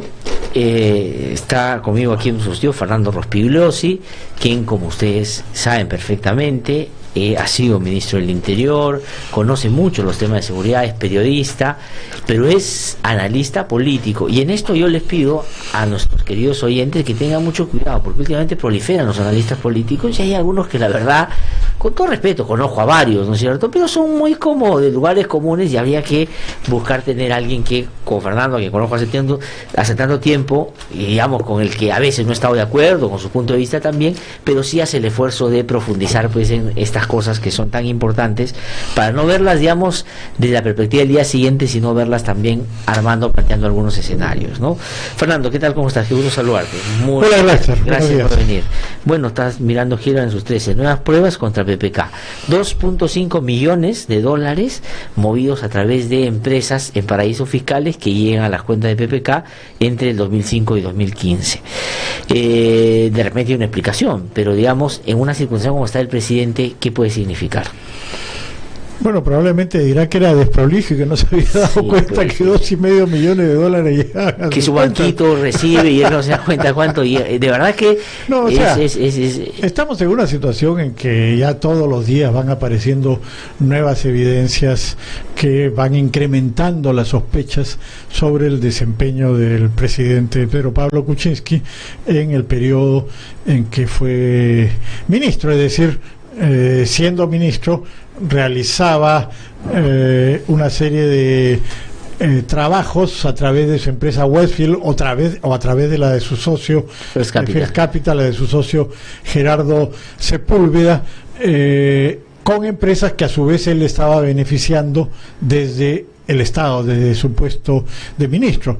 Entonces esto creo que es muy grave. Yo creo, ojo, no hay que confundir, porque ahora se está diciendo este asunto de la puerta giratoria, en fin, o sea, lo que se está diciendo es que nadie que haya trabajado en la actividad privada puede trabajar en el Estado. No, eso no es verdad. Eso es un error muy grave, porque entonces ¿quién podría trabajar en el Estado? Solamente los que siempre han trabajado en el Estado. Entonces, es verdad, hay mucha gente que adquiere experiencia en lo privado y es bueno que pasa al Estado. Claro, que es gente honesta y que hace su trabajo, pero en este caso no es un asunto de puerta giratoria, es un asunto de un clarísimo conflicto de intereses, de usar el puesto público para beneficiarse privadamente de manera más o menos descarada, ¿no? Sí. Entonces, yo creo que este asunto de las evidencias contra Pedro Pablo Kuczynski y de las evidencias de que ha mentido sistemáticamente a lo largo de los últimos años al negar cosas que ahora van apareciendo como ciertas con pruebas, creo que ya está claro. Ya, bueno, está lo claro único que está claro el comportamiento. Ya está claro. ¿Está claro el desenlace también, desde tu punto de vista? El desenlace no, eso todavía no está claro, pero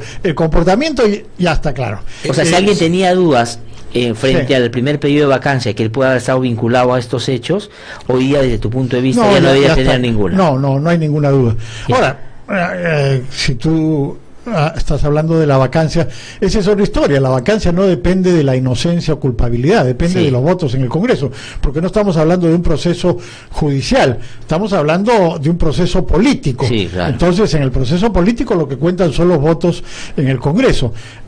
Hoy día ya se han presentado un par de mociones para vacancia, pero creo que eso es apresurado, todavía no está en la situación lista para eso, ¿no? Yo lo he dicho desde hace mucho tiempo, en base a la experiencia de América Latina, para que se produzca efectivamente la vacancia se requieren tres cosas. Uno, que haya un escándalo o varios escándalos que toquen directamente al presidente, eso hay ya desde hace buen tiempo. En segundo lugar, que hay una mayoría en el Congreso que finalmente vote por la vacancia, pero eso se construye, no necesariamente existe. Bueno, existía, pero se rompió, claro, pero eso también se va creando en el camino. Y lo tercero, lo más importante, es que haya protestas sociales contra el gobierno, es decir, que la calle esté caliente. Y cuando hablo de protestas sociales, no me refiero solamente a cosas como las marchas contra el indulto de Fujimori, que han sido importantes, pero que son marchas de activistas y son marchas políticas, sino me refiero básicamente a protestas sociales que involucran a miles y a decenas de miles y a cientos de miles de personas por cualquier razón, como los productores de papa o lo que sea. Pero ¿qué pasa si productores de papa ahora protestan? Y armando un escenario, no es que esté pasando ahora, más una huelga magisterial, esos dos elementos sí hacen que este presidente David sí diga una cosa así, dice. Bueno, digamos, uno de los errores del fujimorismo, por llamarlo así, cuando plantean la vacancia en el mes de diciembre, es que era en frío. En diciembre, como es usual en ese mes, no había disturbios sociales. Entonces, ese era el elemento que faltaba, digamos, para que esto pudiera concretarse. Pero ahora la situación puede cambiar, creo, muy rápidamente. Entonces, si se presenta este tercer factor, que en mi opinión es el decisivo siempre, porque cuando hay estas cosas, los congresistas que estaban dudando, vacilando, inmediatamente corren a la oposición. Sí, claro, y incluso algunos de los que están en el gobierno saltan del barco y pasan a la oposición. Entonces, yo creo que en los próximos meses la cosa se puede poner realmente muy complicada. Pero digamos, la medida temporal que tú planteas de meses daría la impresión de que van a ser varios, pero yo coincido contigo en el escenario que propicio puede generar más rápidamente la caída de un régimen. Estoy de acuerdo contigo, pero también estoy de acuerdo con lo que dijiste previamente, que los votos en el Congreso, mira, el fujimorismo de Keiko ha dicho, si hay un elemento nuevo de corrupción que vincula a PPK, nosotros apoyamos la vacancia.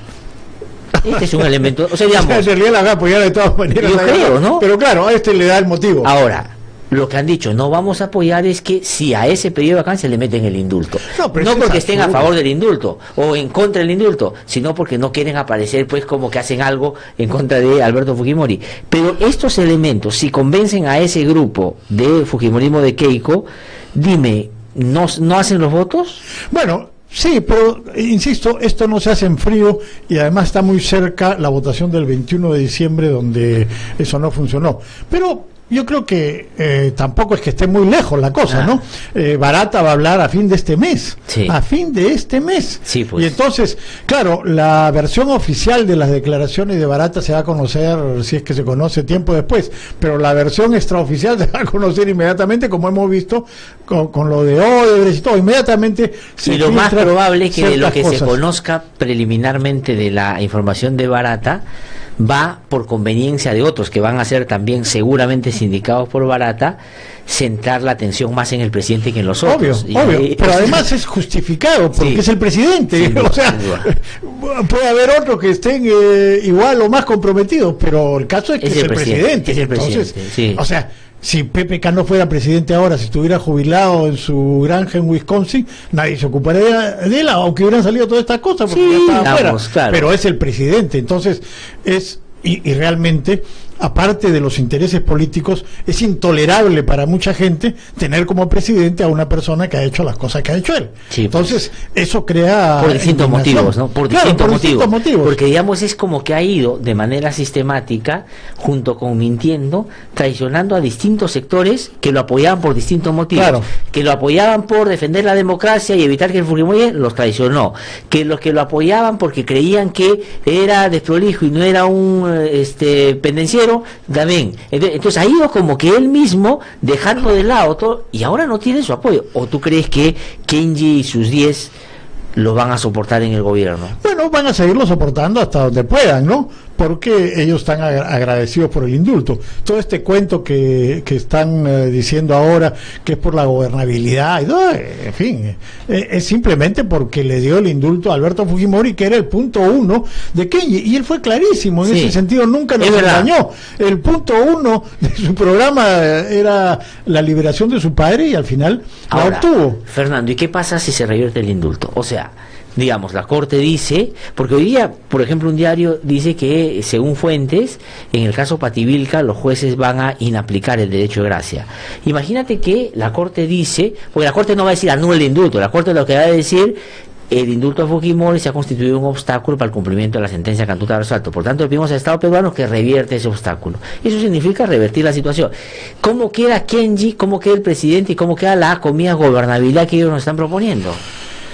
Bueno, en realidad, insisto, lo de la gobernabilidad es un cuento. No, yo sé, pero digamos, justamente yo creo que en el caso de que eso ocurra, no me parece probable, la verdad, pero en el caso de que eso llegara a ocurrir, sería un golpe más contra el presidente, ¿no? O sea, significaría que hizo mal lo del indulto, que estuvo mal hecho. Entonces, peor todavía. Ahora, que eso implique que Alberto Fujimori vaya a volver a la cárcel, yo lo dudo mucho.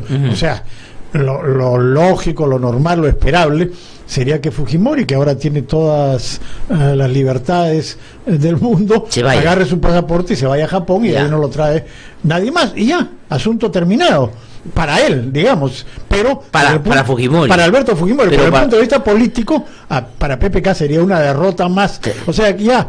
Y para Kenji no, o sea, en el sentido de que, bueno, salvo que el papá se escape y no lo regresen a la cárcel, Kenji ya logró lo que quería. Kenji ya logró lo que quería, la libertad de su padre, y ahora está trabajando en la formación de un nuevo partido. Ahora, si toda esta hipótesis, que creo improbable, sucediera, que Fujimori se va, en fin, eso también golpearía a Kenji, porque él está trabajando en la creación de un nuevo partido. Están mirando ya las elecciones regionales y municipales de fin de este año.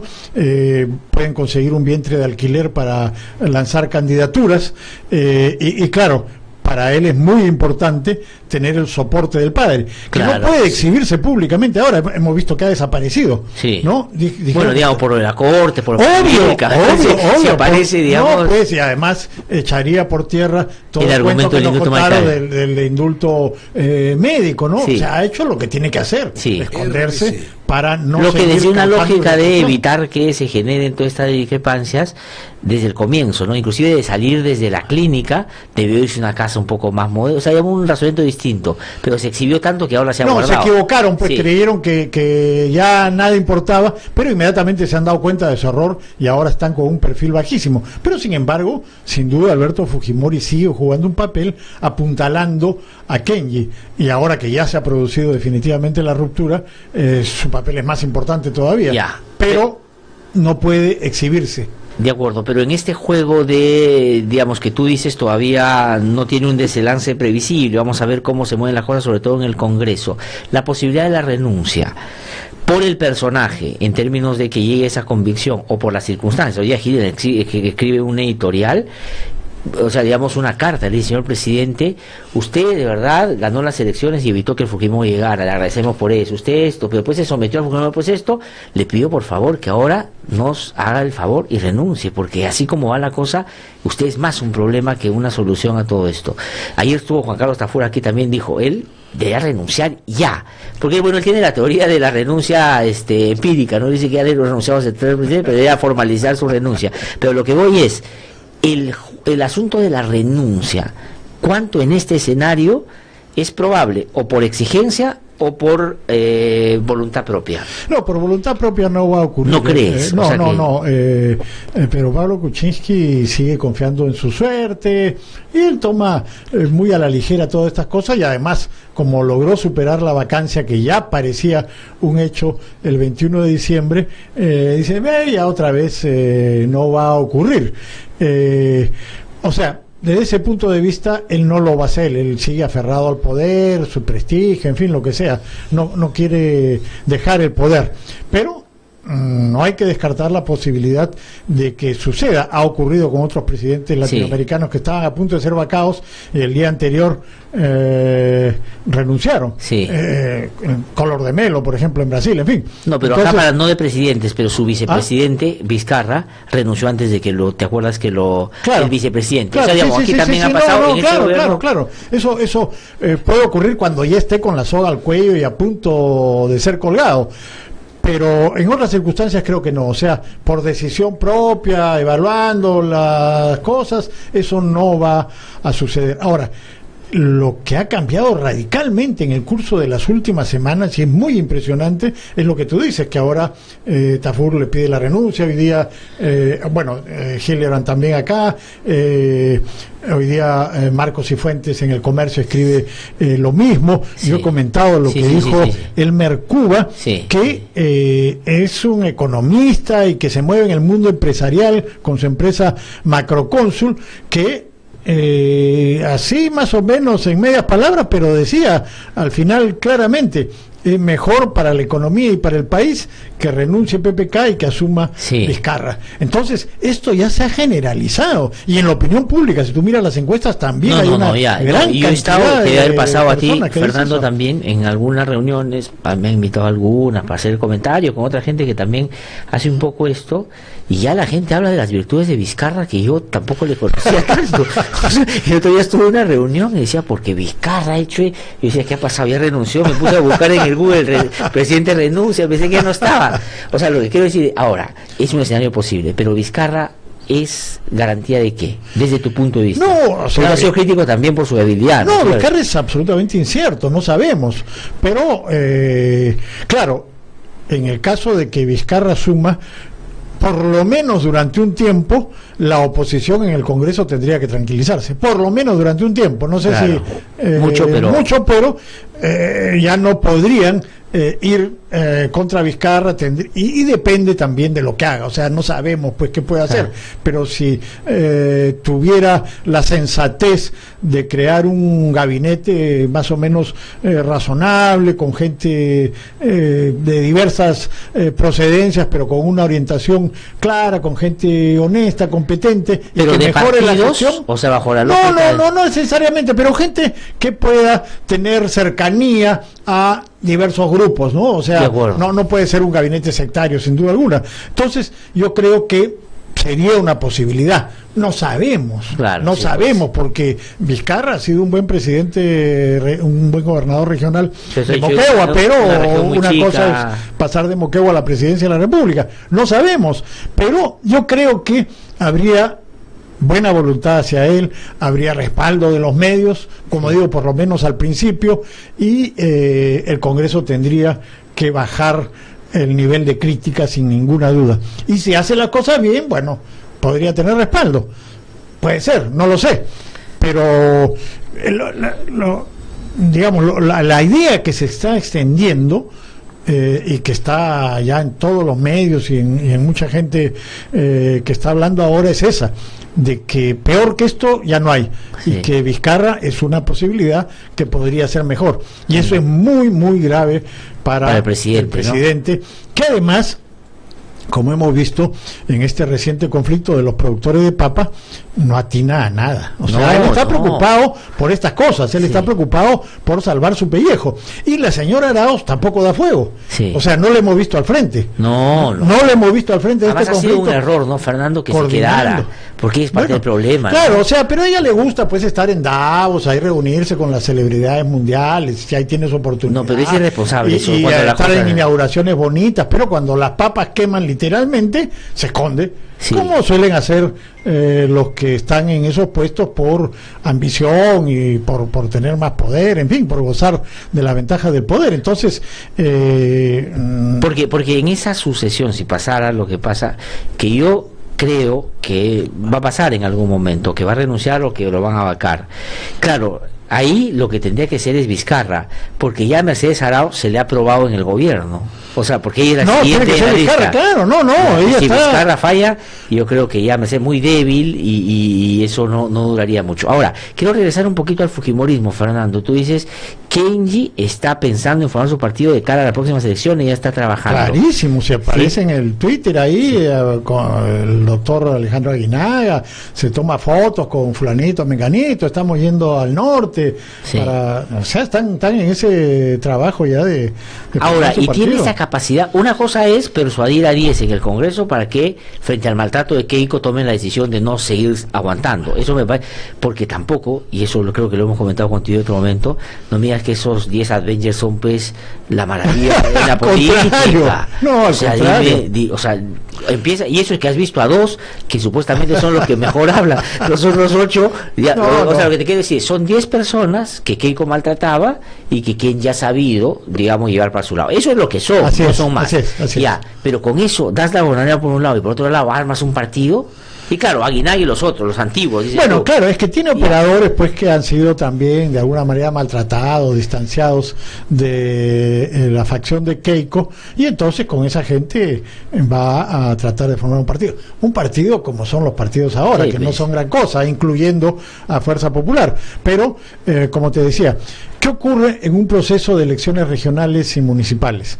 Que hay un montón de gente que quiere ser candidato en cada distrito, en cada provincia, en cada región, pero no alcanza para todos, no todos pueden ser candidatos. Entonces los que quedan marginados están descontentos, y ahí va a entrar Kenji a decirles, no los han dejado ser candidatos ustedes con Fuerza Popular, vengan conmigo. O sea, entonces, el partido de los resentidos, el partido de los resentidos, claro que sí. Entonces con eso puede organizar un partido, y esa gente que localmente tiene cierta capacidad electoral y de movilización y de organización. Ahora, claro, esa gente, como es obvio, no tiene lealtad con nadie. Claro. No lo hacen por un programa político, no lo hacen por lealtad con Kenji, sino simplemente por utilidad, porque está ahí. Pero así se forman los partidos en Perú, así funcionan todos. De hecho, dime un partido incluyendo Fuerza Popular. No, pero dime un partido en el Congreso que no sea eso.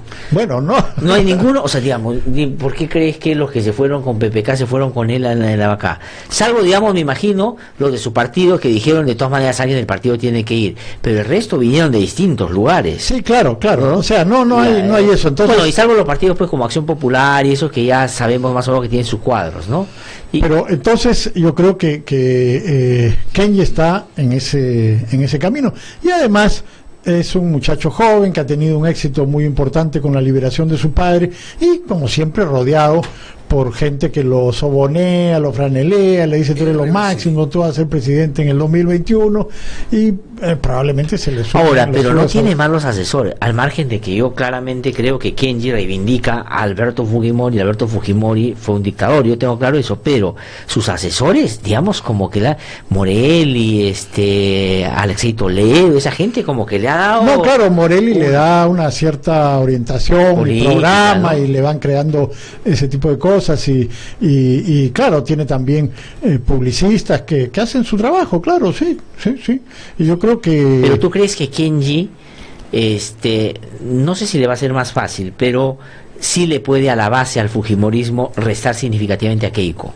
Le puede restar, claro que sí. Ahora hemos visto que en el conjunto de la opinión pública Kenji ha superado a Keiko, por lo menos por ahora, pero dentro del fujimorismo las encuestas muestran que Keiko tiene mucho mayor aceptación en el fujimorismo. Dentro del fujimorismo, incluso que Alberto y que Kenji. Kenji en el general tiene más aceptación. Sin duda le arrebataría una parte muy importante de los votos. Sí, ¿no? Fernando, yo sé que te quiero hacer una última pregunta. Las izquierdas, ¿no? Que ahora está un poco en competencia, quién vaca primero, quién es, porque es, digamos, no me que Arana y Hambre no son la expresión de que quién lo hace primero y a quién gana legitimidad con eso. Claro. Pero ayer, por ejemplo, Tafur ayer decía, si yo fuera asesor de esa izquierda, yo le insistiría que la alianza tiene que ser más radical con Goyo Santos y con eso. Que eso me parece que, a diferencia de la derecha, ellos han visto bien y por ahí van a avanzar bien. ¿Tú crees lo mismo o no? Mira, primero muestra que la izquierda, que decía que tenía una superioridad ética y moral sobre el resto, no tiene ninguna. Porque esto de que Verónica Mendoza se junte con Goyo Santos es vergonzoso. Goyo Santos es un corrupto, de corrupción, es un tan corrupto como PPK o como cualquiera. Ajá. O sea, peor todavía, porque él sí está en un proceso judicial donde le han encontrado de todo. Y si no está sentenciado y preso hoy día, es simplemente por la ineptitud y corrupción del Poder Judicial. Entonces, clarísimamente es un corrupto, y a Verónica Mendoza se junta con él. Comino eso, y se junta con él porque tiene votos y es rival de su enemigo, Marco Arana. Entonces, pues, con esos criterios, esta gente ha demostrado que no tiene absolutamente ética ni moral. Punto uno. Segundo punto, ahora, la conveniencia ¿es eficaz o no? ¿Eficaz o no? Yo creo que no. Yo creo que no, porque finalmente si ella se corre hacia el extremo, va a quedar confinada en el extremo, pues. No, y va a tener competencia, creo yo. Claro, ¿no? Va a haber otra gente más radical. Bueno, todavía están los Adubiris y todos los Antauros y toda esa gente. O sea, si ella se corre hacia el... O sea, la única manera que tendría de llegar, de tener posibilidades de éxito, sería correrse hacia el centro. Un centro izquierda, claro. Centro izquierda, claro. Lógico. Pero si se va a correr hacia la izquierda y convertirse en chavista madurista, como es Goyo, como es Justiniano Apaza, bueno, ahora, o sea, eso es un tema. Yo están perdiendo, porque Goyo, pues. Hace 2-3 días ha reivindicado a Maduro, al compañero Maduro, no hay que tomar. Ahora yo te digo, a Verónica Mendoza le van a preguntar, oye, entonces usted está de acuerdo con Goyo Santos que dice que en Venezuela y que va o sea, digamos, bueno, en el fondo ya está de acuerdo, obviamente, si ella estaba en Venezuela, ya está haciendo claro, no debe, de Nadine. Debe haberse preguntado al juntarse con ellos, que eso le van a preguntar de todas maneras. Pero también. Ya, ¿y ella qué va a decir? O sea, ¿tú crees que pierde más que gana con esa lógica? Porque ellos lo que han razonado es, si sin Goyo sacaron 18% en la elección anterior y Goyo sacó 5%, con 23 hubieran pasado la segunda vuelta y le ganaban a PPK. Ese es un poco su razonamiento. Claro, pero es un razonamiento equivocado. Pues así no se hacen las sumas y las restas en política. Si se van a poner al extremo, sí van a tener, siempre hay gente que concuerda con ideas radicales, pero que la posibilidad de llegar al poder, ninguna, pues si siguen así, ninguna, porque en el Perú hay segunda vuelta y no pasan no pueden ganar una segunda vuelta. No gana, poniéndose tan radicales. Que obvio, pero ahí está la experiencia de Humala, tuvo que correrse hacia el centro. Sí. O sea, no hay otra manera. Es un error político y, en fin, lo va a pagar, le va a costar. Fernando, muchísimas gracias por haber venido a conversar con nosotros. Gracias. Muy amable. Tengo que irme a una pausa. Yo, Fernando Rospilio, sigue conversando con nosotros. Voy a una pausa. Regreso un instante y seguimos aquí todavía con la parte final de No hay derecho. Ya vuelvo. Para estar siempre informado de lo que sucede en lo político, en lo social. Para escuchar voces independientes y no siempre lo mismo. Para saber de lo que nadie se atreve a denunciar. www.idlradio.pe Con análisis de verdad. www.idlradio.pe es la renovada página web a la que usted debe ingresar. Información, análisis y debate. www.idlradio.pe es una producción del Instituto de Defensa Legal.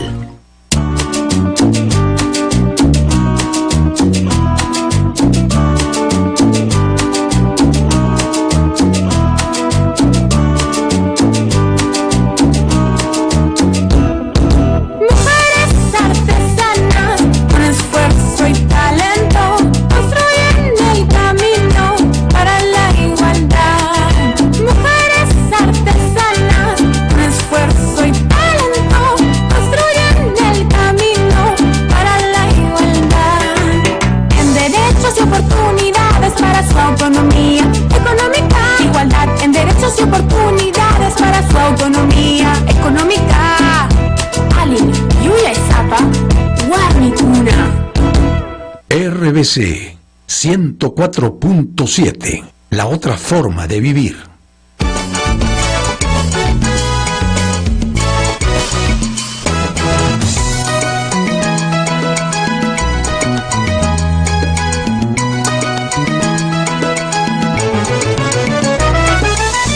Son las 8:43 de la mañana. Estamos ya en la parte final del programa. Yo quería comentarles, me han vuelto a preguntar sobre la diferencia entre la Comisión y la Corte Interamericana por el tema del indulto. Ayer yo expliqué lo que va a pasar hoy día en San José de Costa Rica. Es una audiencia de seguimiento, de cumplimiento de una sentencia que ya dio la Corte Interamericana en el caso Barrios Altos y Cantuta, y por eso es que la audiencia se da de la manera como ya Carlos Rivera nos explicó muy temprano. Lo que va a pasar el 2 de marzo, es decir, de aquí a un mes, es que la Comisión Interamericana, que no es la Corte, que es distinta, es parte del sistema, pero no es lo mismo, también preocupada por la situación del indulto, va a llamar a una audiencia, y es probable que ya esa audiencia de la Comisión se llegue con una decisión de la Corte Interamericana. Por lo tanto, ahí también va a haber una recomendación en torno a, creo yo, que se libere de obstáculos la posibilidad de hacer justicia en un caso, o en caso de violación de derechos humanos, Cantuta Barrios Altos, y que el indulto ha sido un obstáculo. Creo yo que eso va a decir, siguiendo la línea de lo que ya coherentemente ha venido sosteniendo la Corte Interamericana en materia de lucha contra la impunidad. Son las 8:43 minutos de la mañana. Estamos de vuelta aquí y vamos a conversar con el congresista Alberto Quintanilla. Él es vocero de la bancada del Nuevo Perú y ha tenido la gentileza él está en Puno, entiendo, que es la región por la cual él fue elegido congresista, para que nos pueda dar algún detalle o, digamos, una valoración política y cómo él cree que se van a ver las cosas en torno a la vacancia o al pedido de vacancia que ellos han presentado como Nuevo Perú, pero que también ha presentado el Frente Amplio. Congresista Quintanilla, es un gusto saludarlo, muy buenos días. Muy buenos días.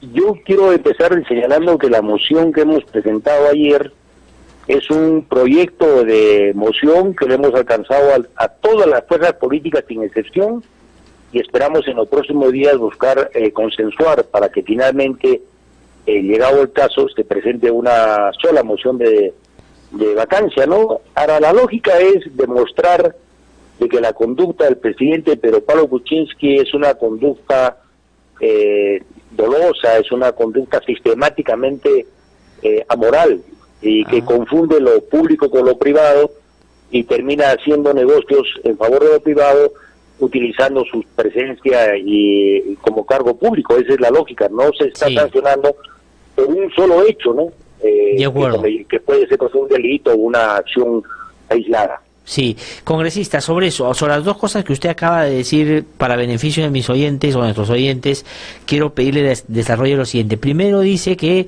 están corriendo el proyecto, el planteamiento que ustedes han hecho por todas las bancadas y que podría más adelante eventualmente de las dos que hay corriendo a sacarse solo una. Es decir, ¿usted cree que es posible, que son compatibles lo que ha presentado el Frente Amplio con la de ustedes? ¿O hay alguna diferencia sustantiva que haría que ustedes, por ejemplo, estén claramente en desacuerdo si es que se va o se aprueba la que ellos han planteado?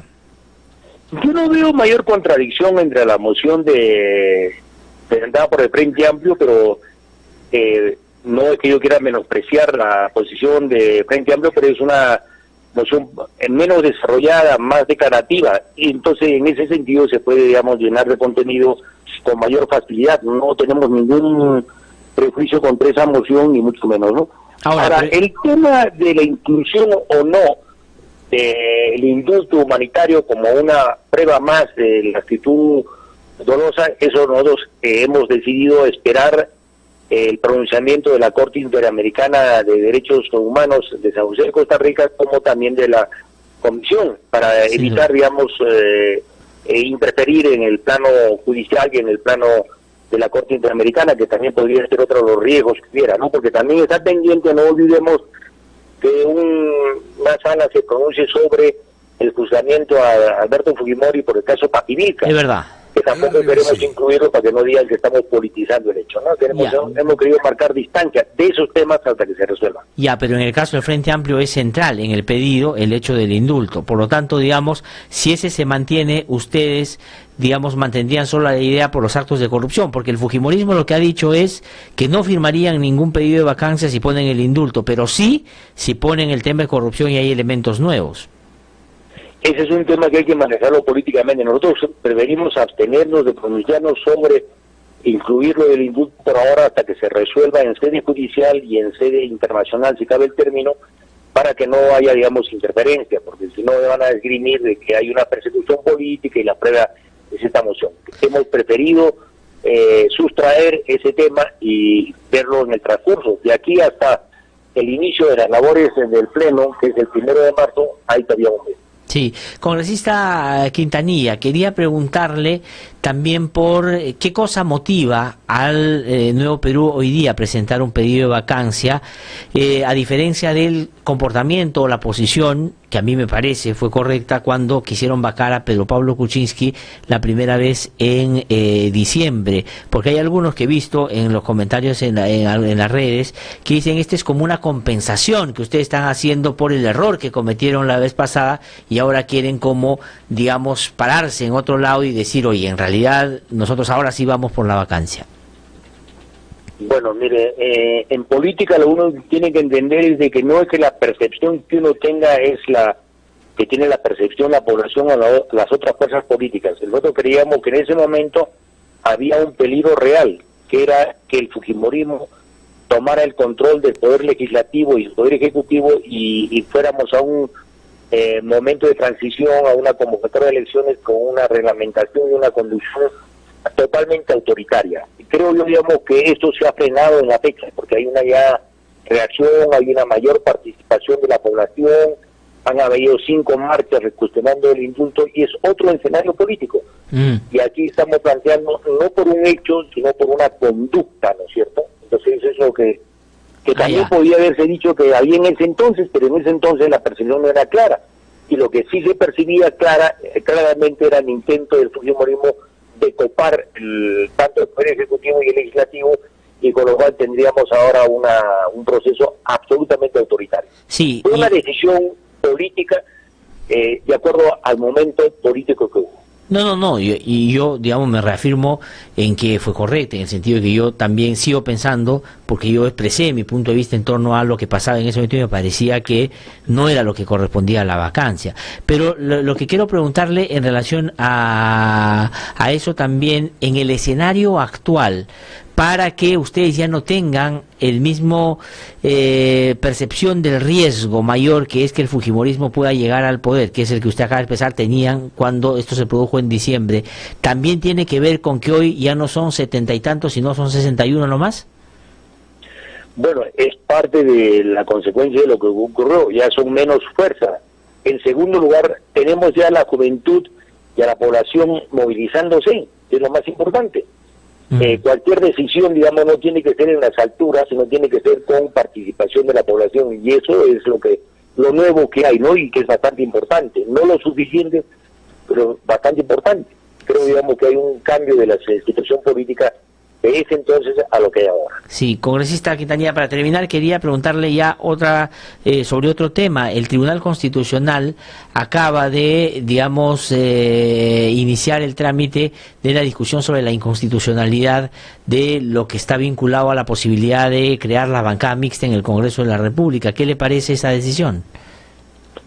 Es una decisión correcta, y lo que esperábamos también del Tribunal Constitucional, este auto que ha sido dado a conocer el día de ayer, que da 30 días para que el Congreso de la República presente sus descargos, y después debe el Tribunal llamar a una audiencia y posteriormente tomará la decisión. No quiero recordar nada más que esta materia que se está debatiendo es la misma que se debatió la vez pasada, que nos dieron una razón y que permitió que se formara la bancada de Nuevo Perú, pero solo fue por 24 horas, porque inmediatamente el Congreso aprobó otra modificación del reglamento que era la misma, con otros términos, y que en mi opinión constituye incluso una rebeldía al tribunal. No se puede plantear dos cosas, modificaciones sobre lo mismo, diciendo que son diferentes. No son diferentes, son lo mismo. Y eso debe ser también materia de pronunciamiento del Tribunal Constitucional. Sí, ahora, si es que esto se declarara inconstitucional y por lo tanto se posibilitaría la conformación de bancadas mixtas, ¿ustedes en Nuevo Perú estarían interesados, no digo en incorporar, pero por lo menos en pensar o en abrir la posibilidad de algunos otros parlamentarios que han dejado otras bancadas puedan ir a Nuevo Perú? No teníamos mayor inconveniente, lo único que queríamos que era coincidencias programáticas y políticas. No estamos hablando de coincidencias ideológicas, sino más políticas, cuáles son los objetivos, no teníamos mayor problema en conversar, pero lo cierto es que actualmente solo hay 2 bancadas que podrían formarse, la bancada de los Avengers con Kenji Fujimori y tal vez de los disidentes que hubo en Pedro Pablo Kuczynski, o eventualmente ellos incorporarse a otras opciones. Son las únicas 2 cuestiones que están en este momento. Pero más allá de eso, nosotros pensamos que eso quede como un precedente para el futuro, ¿no? Porque no podemos cerrar la política mientras no haya un funcionamiento democrático en el acceso a la vida política y en el funcionamiento de los partidos. Sí, y sí, pues vamos a ver, porque yo he conversado con los disidentes, digamos, del partido de gobierno, y ellos han dicho que preferirían los 3 que han salido, no es que armar una bancada, porque no se puede armar una bancada, ni siquiera si hubiera la posibilidad de 3 personas, pero, digamos, ustedes con ese grupo, con otros, por alguna afinidad en torno a un tema puntual, sí los niveles de coordinación se podrían dar, ¿no es cierto? ¿También con el grupo de Kenji Fujimori? También la coordinación con Kenji Fujimori, nos recordemos que con Kenji hemos tenido, y como todo el mundo tiene conversaciones, apreciaciones distintas de crítica al autoritarismo de Fuerza Popular. Bueno, y entonces usted está convencido de que realmente ahí puede haber un aliado en torno a tratar de frenar si es que los 61 que se han quedado con Keiko quieran otra vez avanzar con el mototaxi a toda velocidad. En algunos puntos tenemos discrepancias también, o sea, tanto los Avengers como los de Fuerza Popular van a cerrar en la defensa del indulto, punto central en el tema político. Pero en otros temas de temas democráticos, funcionamiento del Congreso y la vida política del país, sí podemos tener algunos niveles de coordinación y coincidencia.